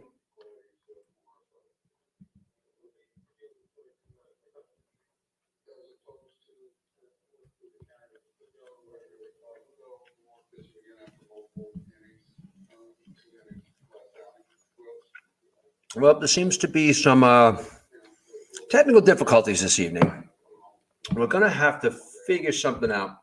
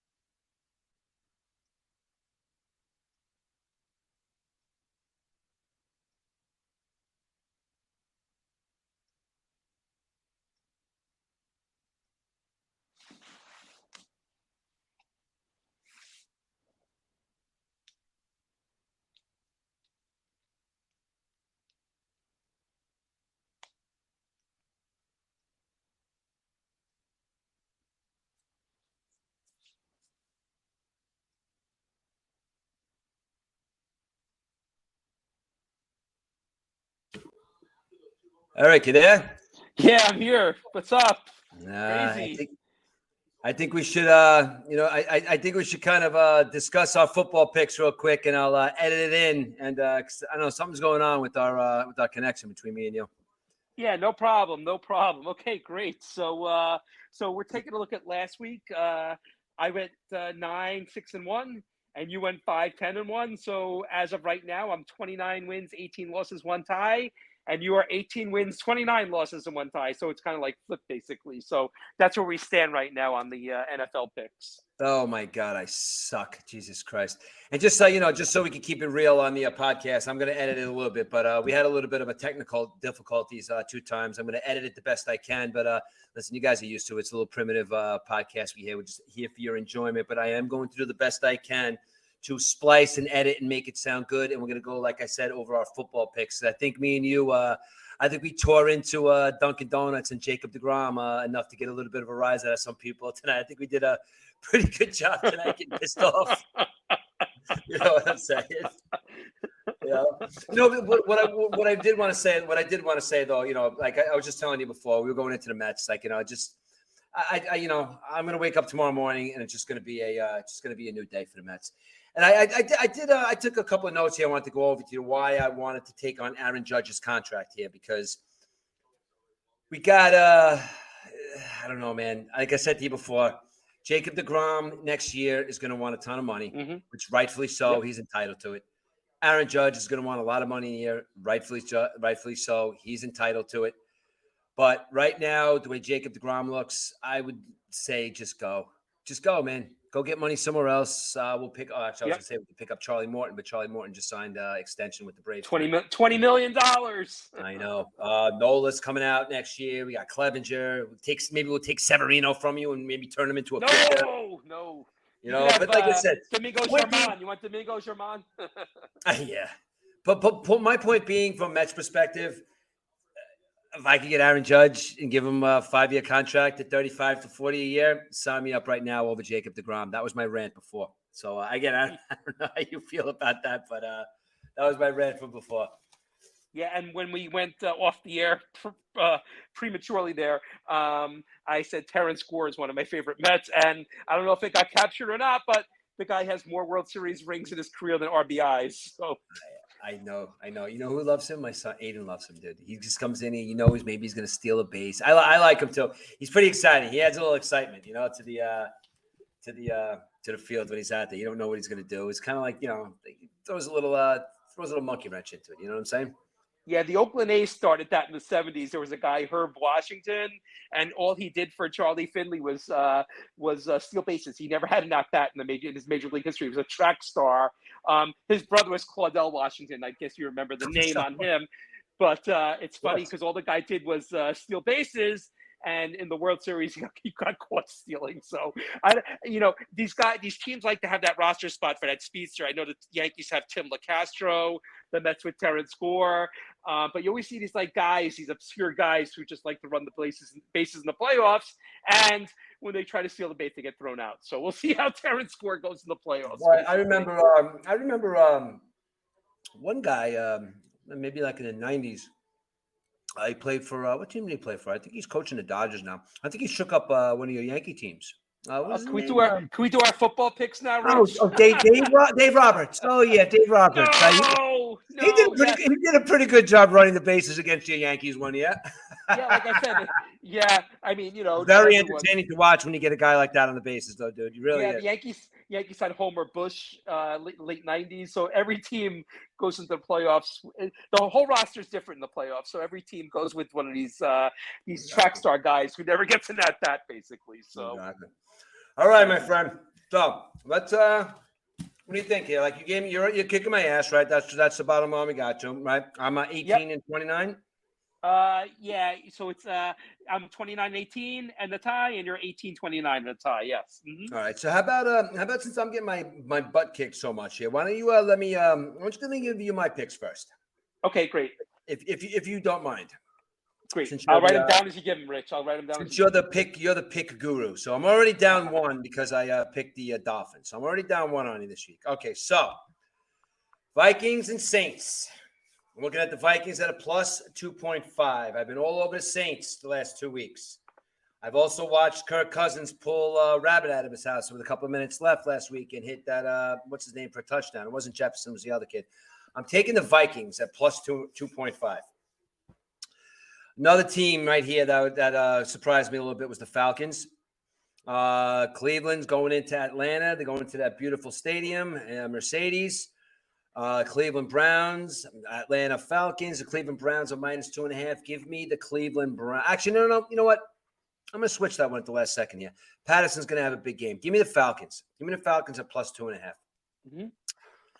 Next game, this game right here, it's kind of like one right after the other. It seems like the Ravens can't get out of the AFC East. This, though, is going to become – I think the Bills' defense is going to be pissed off, and I don't think there's any way Lamar Jackson does to the Bills' defense what Lamar Jackson did to the other shitty defenses, the Jets included. I think that the Bills win this game. The Bills minus 3.5. The Bills have a little bit of a bounce back, and they get to 3-1 after this week, and the Bills beat the Ravens. Washington Commanders, probably one of the most boring teams to watch in the NFL, next to the Broncos. Can't stand the Commanders, can't stand watching them. Cowboys, kids playing pretty good at quarterback. They're saying Dak Prescott might be back in 2 weeks. You know, they still got something to play for. That running back Pollard had a good game last week. Cowboys win the game -3.5. Seahawks and the Lions. Very weird what's going on with the Lions. I thought Swift was going to get a lot more playing time. You know, this quarterback seems to be playing well. The Lions are like a weird team, and I hear what you said in the beginning of the season. Like you like them to go to get something done this year, but in the Seahawks, Geno Smith threw another 2 touchdown passes last week. Give me the Lions at -6.5. Chargers and the Texans. Now, these guys over here in Los Angeles, whoever the hell they're from, they better start doing something here. I'm going to have to take you off my list of Super Bowl contenders because I had them winning the goddamn Super Bowl. They're a 1-2 football team right now playing an 0-2 Texans team. Oh, I'm sorry, an 0-2-1 Texans team. I got to say the Chargers come back and get to 2-2, even at -6.5. I can't see the Texans scoring too many points on them. So I got the Chargers at -6.5. Titans, another team, Ryan Tannehill. What's going on? They're 1-2. Colts. Listen, I knew the Colts would have to have a bounce back, and it's great to have a bounce back game against one of the best quarterbacks / teams in the NFL by beating the Chiefs last week. I think the Colts and Ryan are gonna start to kind of get it together. I think the Colts are going to beat the Titans. The Colts are -3.5. I got the Colts. Bears and the Giants. I'm riding the Bears till the cows come home. Giants are going to beat the Bears. It's going to be rainy in Giant Stadium on a Sunday. Bears have been pretty much playing all their games in the rain. Montgomery pretty much out for the season, although that running back is pretty good. Justin Fields, I don't think he's going to be doing too much against the Giants. Listen, both of them are not big offensive juggernauts, but the Giants do have Saquon Barkley. Giants win again. Giants win the game -3.5. Jaguars and Eagles. Jaguars, I guess maybe last week was an impressive week for them. Maybe they did okay. Carson, whatever his name is, looked pretty good. But this Eagles football team looks like they're a legit contender to win the division this year. The quarterback there, Devontae Smith, the wide receiver. The defense is playing good. I don't know. The Eagles are playing very well. They're playing good football. So give me the Eagles at -6.5. Jets and Steelers. At this point in time, as I look at these two teams, there may be 1 or 2 more, but these are the 2 worst teams in football right now. But my boy, Zach Wilson, is coming back this week. Now, if any week I have to pick the Jets, it's going to be this week because Zach Wilson is going to have to get on his he's going to have to get right to it. He's going to have to start throwing touchdown passes. So if Zach Wilson and the New York Jets do not win this weekend, I mark my words, I will not pick the Jets for the rest of the season. So I am picking the Jets at +3.5. Cardinals and the Panthers. Don't like watching the Panthers play, like watching Kyler Murray play. Kyler Murray, I don't know what's up with him. Seems like a little bit of a selfish guy. After those comments a couple of weekends, I still think they come out and they beat the shit out of the Panthers. Cardinals win. Patriots and the Packers, -10.5. -10.5. Packers are going to win this game. I'm going to take the Patriots with the points, but the Packers win the game by at least 10. Give me the Patriots. But I do think it's going to be a 10-point game, and I think 10.5 is a lot of points for Bill Belichick. So I think that the Packers are going to win, but I'm taking the Patriots with the points. Broncos and the Raiders. Broncos, number 2 most boring team in football right now. I don't know how the hell they're 2-1. I don't know how Russell Wilson is just becoming, he's come from a Super Bowl champion / one of the best quarterbacks in football to just another guy. Just like I'm Russell Wilson and I'm just throwing for 156 yards and I'm going to go home to my beautiful wife.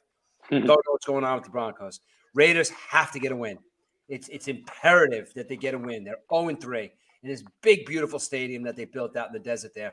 The Raiders have to get a win, and I think the Raiders get a win this weekend over a very, very boring Broncos team. The Chiefs and the Bucks. I don't got much to say about this. I love Tom Brady, love Tampa Bay's defense, but Pat Mahomes is going to find a way. 3.5 points. Chiefs win by at least a touchdown. I'm taking the Chiefs. Rams and the Niners.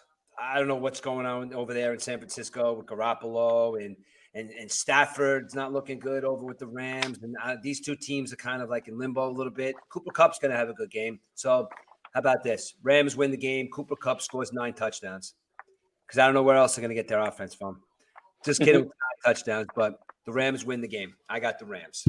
Those are Murph's picks for week 4, Eric. Okay, here comes EDUBBS picks. So I won with the Bengals last night, so I got off the week on a nice note.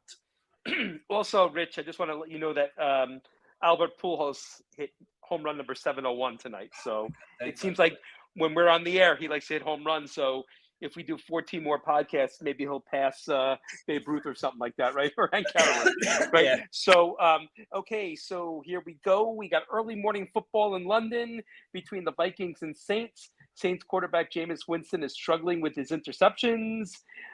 Winston's struggling. He might not even play, I heard. Also, on the Vikings side, the health of Dalvin Cook is a concern. Minnesota can't throw 40 times with Kirk Cousins every week, but they will win this week. So I'm taking the Vikings minus 2.5 over the Saints. Then we have Jacoby Brissett is getting the job done for the Browns. He's averaging 200 yards per game with just 1 interception and a ground-heavy attack with Chubb and Hunt. The Falcons ranked 15th in the NFL in rush defense, and Marcus Mariota has also done pretty good. But if he makes one more mistake than Brissett, Cleveland improves to 3-1, and Cleveland will improve to 3-1. I have the Browns minus 2.5. Okay. Dallas is trying to tread in the NFC East standings while waiting for Dak Prescott to return, and they will get after Washington quarterback Carson Wentz like they got after Daniel Jones last week. Wentz has split 8 starts with the Cowboys, but has 14 touchdowns and 4 interceptions in those games. Dallas won the last meeting at Jerry World, 56-14. This one will be much closer, but uglier. Much uglier. So, like you said, Rich, you don't like watching the Commanders. I don't like watching either of these teams, but Dallas will win by 4. So Dallas minus 3.5. Right. Then we have Tennessee, Indianapolis. The Titans have won the last 3 meetings, and they were able to limit Jonathan Taylor to an average of 67 yards in last game of the season. It's on the Colts to respond at home. We're going to pick a small upset from Tennessee. I'm picking the Titans plus 3.5. The Lions are the favorite for the second time in 20 years under Dan. The Lions are a favorite for the second time in 20 games, I should say, under Dan Campbell, which is a testament to the improvement of the team. Even though it's a work in progress, the Lions are averaging 31 points a game, and that's simply too much for the Seahawks team that is at 15.7 points per game with Geno Smith at quarterback. Lions minus a 6.5. The Giants are coming off a short week, and the Bears, with all their flaws, have only allowed 19 points per game under Matt Eberflus, new head coach. That's a formula that will keep them in games, and Justin Fields leads a well-timed drive in the clutch. Comes down to the wire, the Bears improve to 3-1 in the process. I'm taking the Bears to win by 1, Chicago plus 3.5. All right. Who knew Jalen Hurts versus Trevor Lawrence would be one of the biggest quarterback matchups of the season? It's a reunion game for Doug Peterson, and the Jaguars have blown out the AFC preseason contenders in back-to-back weeks. We're going to stick with the Eagles in this one, but it's going to be a close game. So I'm taking Jacksonville plus 6.5. Who will the quarterback be? Zach Wilson, Joe Flacco, or Pittsburgh's quarterbacks? We're waiting to see. Kenny Pickett or who's their quarterback right now? Shit, I forgot. But Trubisky. Trubisky, that's right. It was right on the tip of my tongue. So the Steelers will get the job done at home. I'm taking the Steelers minus 3.5. I think the Steelers win by a touchdown. I was just with my buddy, Scott. I was just hanging out with Scott Ferris. I've been talking to him today, and he's actually leaving tomorrow morning. He's going to the game. So he's driving out to Pittsburgh, huh? Or he goes there once a year with all his buddies, but he really doesn't want to go this year. It's going to rain. It's going to be. Oh yeah, I know the Buccaneers. The Buccaneers play in Pittsburgh in 2 weeks. I was going to try to get to that game, but I'm too busy with work. I can't miss a day, but I would love to go to Pittsburgh and see a game over there. I saw a Pirates game a couple of years ago, but that's a Steelers town, definitely. So, yep, exactly. So continuing on here, we got the Bills and the Ravens. The Ravens are not going to want to hear about injuries in the secondary. That's what doomed them in 2021. As it stands, you get Lamar Jackson and Josh Allen in an early window with elite top offenses on both sides. Both teams are in a close situation in losses to Miami, which means maybe they learned their lesson. The Bills will win by 4. Bills minus 3.5. Justin Herbert's health shouldn't be a discussion this week. There are other injuries Los Angeles has to worry about. Houston's low-powered offense ranks 26th in the league, and this will be a get-well game for the Chargers. They need it. It better be, at least. Chargers 29, Texans 17 is my prediction, so I'm taking the Chargers minus 6.5. Right. The Cardinals are making a cross-country flight, and former Oklahoma Heisman Trophy winner Kyler Murray and Baker Mayfield will meet for the second time. The Panthers are 1-7 straight up, and 1-7 against the spread as home favorites under Matt Rule. This guy just can't do it.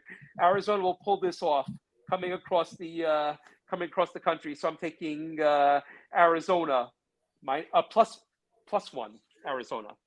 Right. The Raiders are the only 0-3 team in the NFL, and they're still favored against the Broncos team that hasn't found much with new head coach Nathaniel Hackett.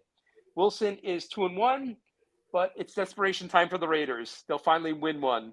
I have the Raiders winning by a field goal, so Raiders minus 2.5. Why do you think that Russell Wilson made that decision to go to Denver? You know, Rich, it's kind of odd. I don't know what's in these guys' minds. I know the Seattle fans can't stand the guy, but you know, I think this head coach though is ruining the team. I mean, if they had a different coach, maybe. But what goes in? Like, what do you? Let the buyer beware, right? Jeez. Now, what do you think goes into a decision like with a guy like Russell Wilson? Now, Russell Wilson's like, all right, I'm a god in Seattle. I won a Super Bowl. I lost the Super Bowl. You know, I got I got a pretty good receiving core. You know, I got good receivers here. You know, my offensive line seems to like me. They we got that 12th man defense. Like, but at what point does it say to himself, like, you know what? Denver's got Judy. They got a crazy head coach. They're gonna give me a lot of money. Yeah, let me give that a try. Like, I don't understand. Like, what goes into his decision? Was it John Elway? I mean, I don't know. Yeah. Because listen, obviously, we talk about it all the time. Russell Wilson's, he's a great quarterback. He's an all-time great quarterback. I mean, probably a Hall of Famer. I don't know, maybe. It depends on what he does here, but it's just it boggles my mind some of these decisions that these guys make, and it's like, and I guess monetarily driven. Like, how much money do you have? I mean, listen, you're not Tom Brady and Gisele Bündchen, but you're Ciara. She's no slouch. She's making a lot of money. Like, you want to win again, right? So why don't you just go to a team, or either stay with Seattle or go to a team that's even got, or they're building for a chance to win, because Denver just doesn't even look like they know what they don't even know what they're doing. Right. Yeah, they look very confused, and it's all on the head coach. We talked about the time management. He couldn't even get the game clock, and he can't call timeouts. I mean, this guy's been a fool. I wouldn't be surprised if he gets fired after 1 year. This guy, Nathaniel Hackett. But Russell Wilson, they're 2-1. Rich, the Broncos. I know the Raiders. That's a week Eric. That's a week 2-1 though, man. It was 9-5 or something in the second half of that game last week. No doubt. I mean, this is like the 8-8 teams making the playoffs, Rich. Okay, we made the playoffs, but you know what? You were 8-8.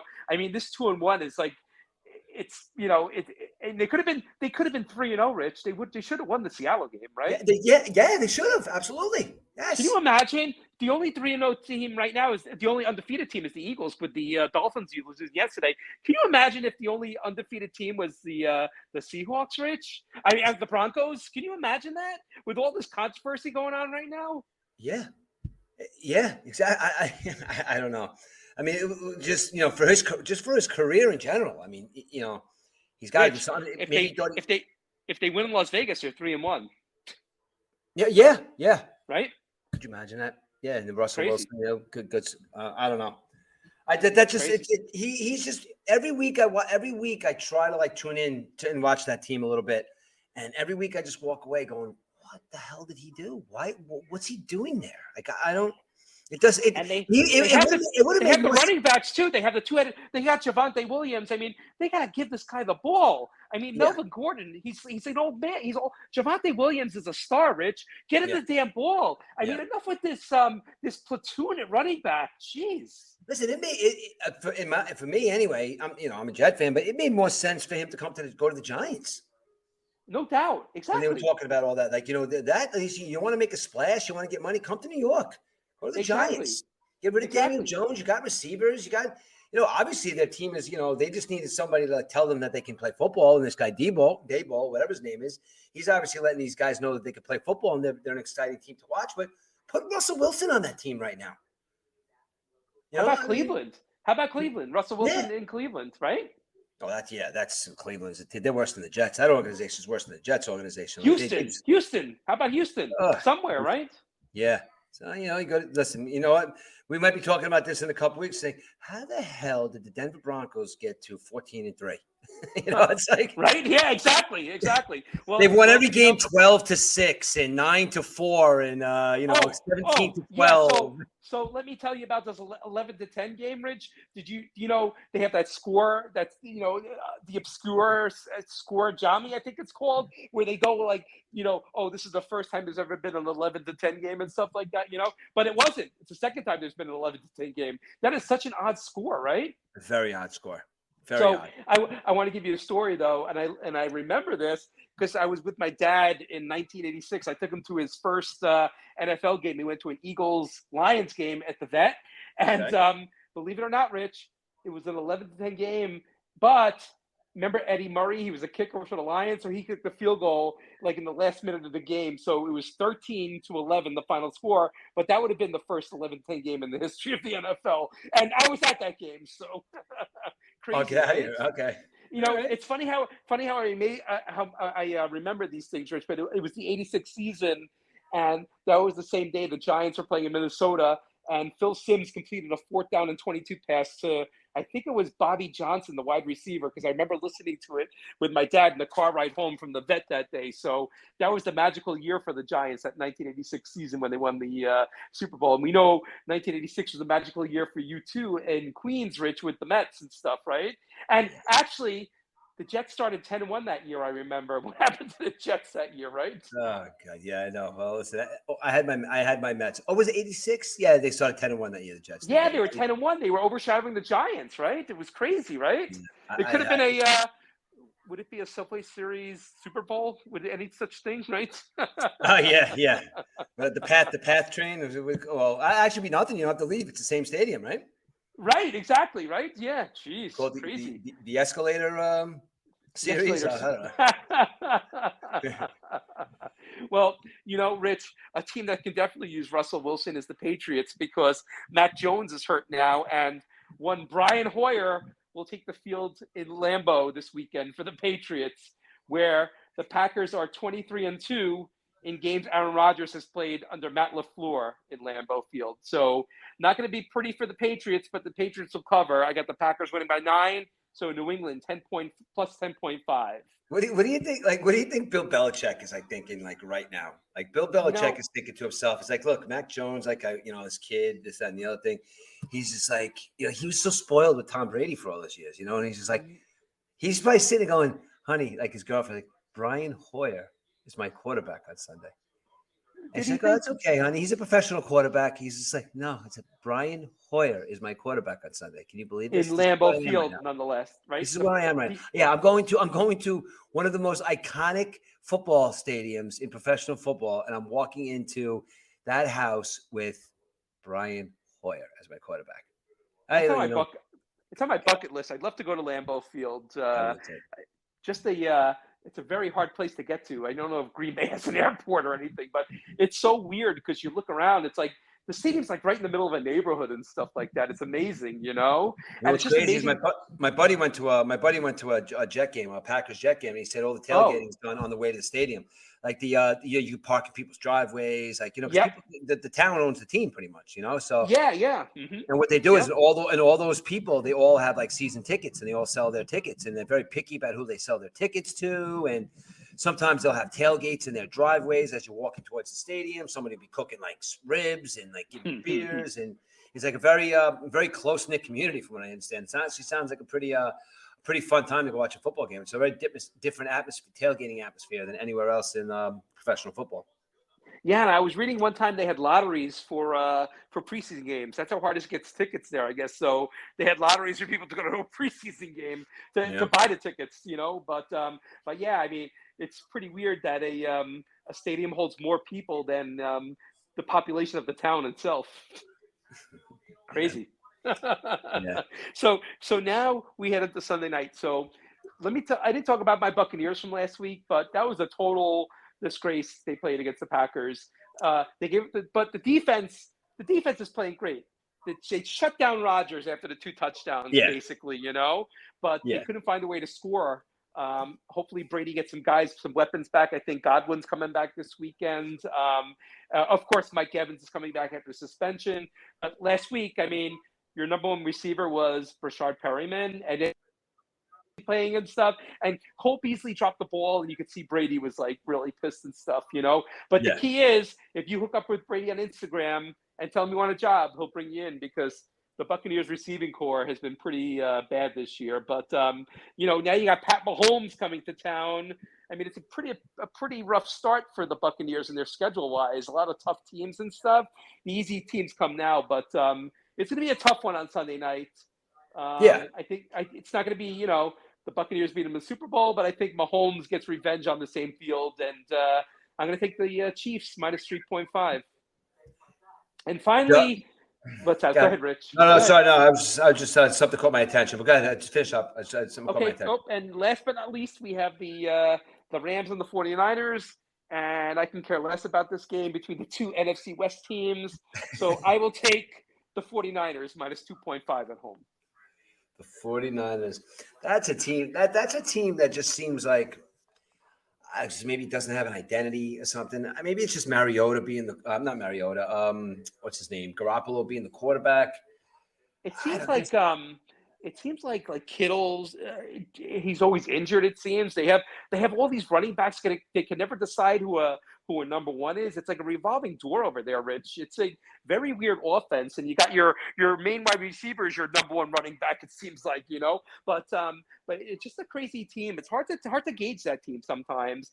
It seems like they just like to kick field goals. It seems a very boring team to watch. Yeah, it's a lot. Like I say, but you know what wasn't boring? At about 4:00 on Sunday. Mm-hmm. I watched, and I'm sure you did, because I was texting back and forth before the 4:00 game started, or the 4:30 game started. Mm-hmm. There was 4 of some of the best football games I have seen on in a long time. Right after the other one. The Bills game, them losing. The Chiefs game. The Colts game. All these games. It was the Jaguars. Like, all these games came down to the wire. And it was such a good thing we have Red Zone here, because I'm watching like all this shit go down, and that was an exciting afternoon to watch some football. Like those 4 games or 5 games with their finals coming in. I didn't know. This is great. Yeah, exactly. And I just want to put something out there for you Raiders fans out there. 0-3 teams since 1990. Only 4 out of 157 teams have actually rebounded from 0-3 starts to make the playoffs, and none have made the Super Bowl. So there you go, Raiders. And on the flip side, for you Eagle fans, 74% of teams that started 3-0 have made the playoffs since 1990. And I know we predicted the Eagles to start 3-0, right? So, dude, there we go. They're slow. Again, we make our predictions in the beginning of the season, but obviously they switch up in our heads, and as they go in through the year, see the way they're playing. The Eagles are playing good football, dude. You got to watch them. They got to watch that team. They're getting old, they're getting more mature. They're playing better. They're fast. Mm-hmm. Watch out for the Eagles, man. They get into the playoffs. So, I'm not saying maybe they're not saying they're going to win a World Series, the Super Bowl. You never know. But they're a team that you got to keep an eye on more than I thought, from the beginning of the season. Now I'm watching the Eagles, and I'm watching them to win that East over there. So. Yeah, and I got a question for you, because this Viking Saints game is going to be played in London on Sunday at 9:30 in the morning. Yeah. What would happen if the Queen died this weekend? Would the game get canceled, do you think? Because I know they canceled all the soccer games, but the NFL over soccer, the NFL determines the world, I think. So would they cancel that game? That is a really good question. I don't know. Because, they love soccer over there, and they cancel the soccer games because obviously the Queen is the Queen, but it's American football, man. I don't give a shit about the goddamn Queen. We got to play a football game. NFL is money. Yep. Mm-hmm. So, yeah, you're right. And you know what, though? I am not a big fan. Get football out of England. What are we going to England for? And Buccaneers. Do you like it? No, the Buccaneers are going to play in Germany. They play Seattle in a couple of weeks in Germany, believe it or not. Does the NFL really need more money? And the Jaguars play one game a year in England. They're like they should just move to England, I think, right? Yeah, well, weren't they one of the teams that didn't England say they wanted a football team? They did eventually, right? But I don't know with the travel and stuff. I mean, you West Coast teams going to England, that's a hike, you know? Oh my God. No, just get football out of England. They got soccer. Keep your soccer. That's soccer. Even golf. I mean, I know golf's huge over there. Just keep your warm beer and your freaking soccer. That's leave American football alone. Besides, you don't even let us call it football anyway. It's fucking football, bro. We use it with it's football. It's American football. But you know what though, Rich? Most games are decided by a foot in football, in American football, right? If you look, everything's like a field goal most of the time, right? Yeah, I know. You know what? So that is the real football. I hate soccer. You know what? I'm gonna go on a rant on soccer one day, Rich. But I went to the World Cup game. I don't know why I did, but I did. But it did nothing for me. I thought I would become a soccer fan after that. Did nothing for me. So, but we could talk about it that on a different day. But football is FOOTBALL, not football, FUTBUL, however the hell they spell it. But yeah, if you look at football, most games are won by a foot anyhow. So that's the real game. Yeah, I hear you. All right. So, is there anything else that you'd like to get to before we finish up episode 9 here? Because I got some editing to do because of our technical difficulties. Yeah. God bless Wi-Fi, right? But I don't know if you noticed this week, Rich, but days after the NFL announced that Apple Music has replaced Pepsi as the sponsorship for the Super Bowl halftime show, the league revealed the headline performer of the Super Bowl 57 will be Rihanna. So I don't know how big you are on Super Bowl halftime shows, Rich, but I'm usually either washing the dishes, throwing away the leftover food, or taking out the garbage. That's what I usually do. Super Bowl halftime shows, they're hit or miss. I mean, with me, like it depends on who's there, if I'm going to watch it or not. Rihanna, I'm not going to. I really don't care, to be honest with you. I mean, she's a singer, a superstar, whatever. But I liked actually Lady Gaga did a good job. I'm going to bring up a non-sports related poll with you for a second. I need you. I got a question for you because we're relatively the same age. Yes. Lady Gaga or Madonna? Ooh. Now, the reason I say that is because you could say, oh, Madonna did movies. She sang. She did a lot of albums. But listen, Lady Gaga has done all that Madonna has done and better.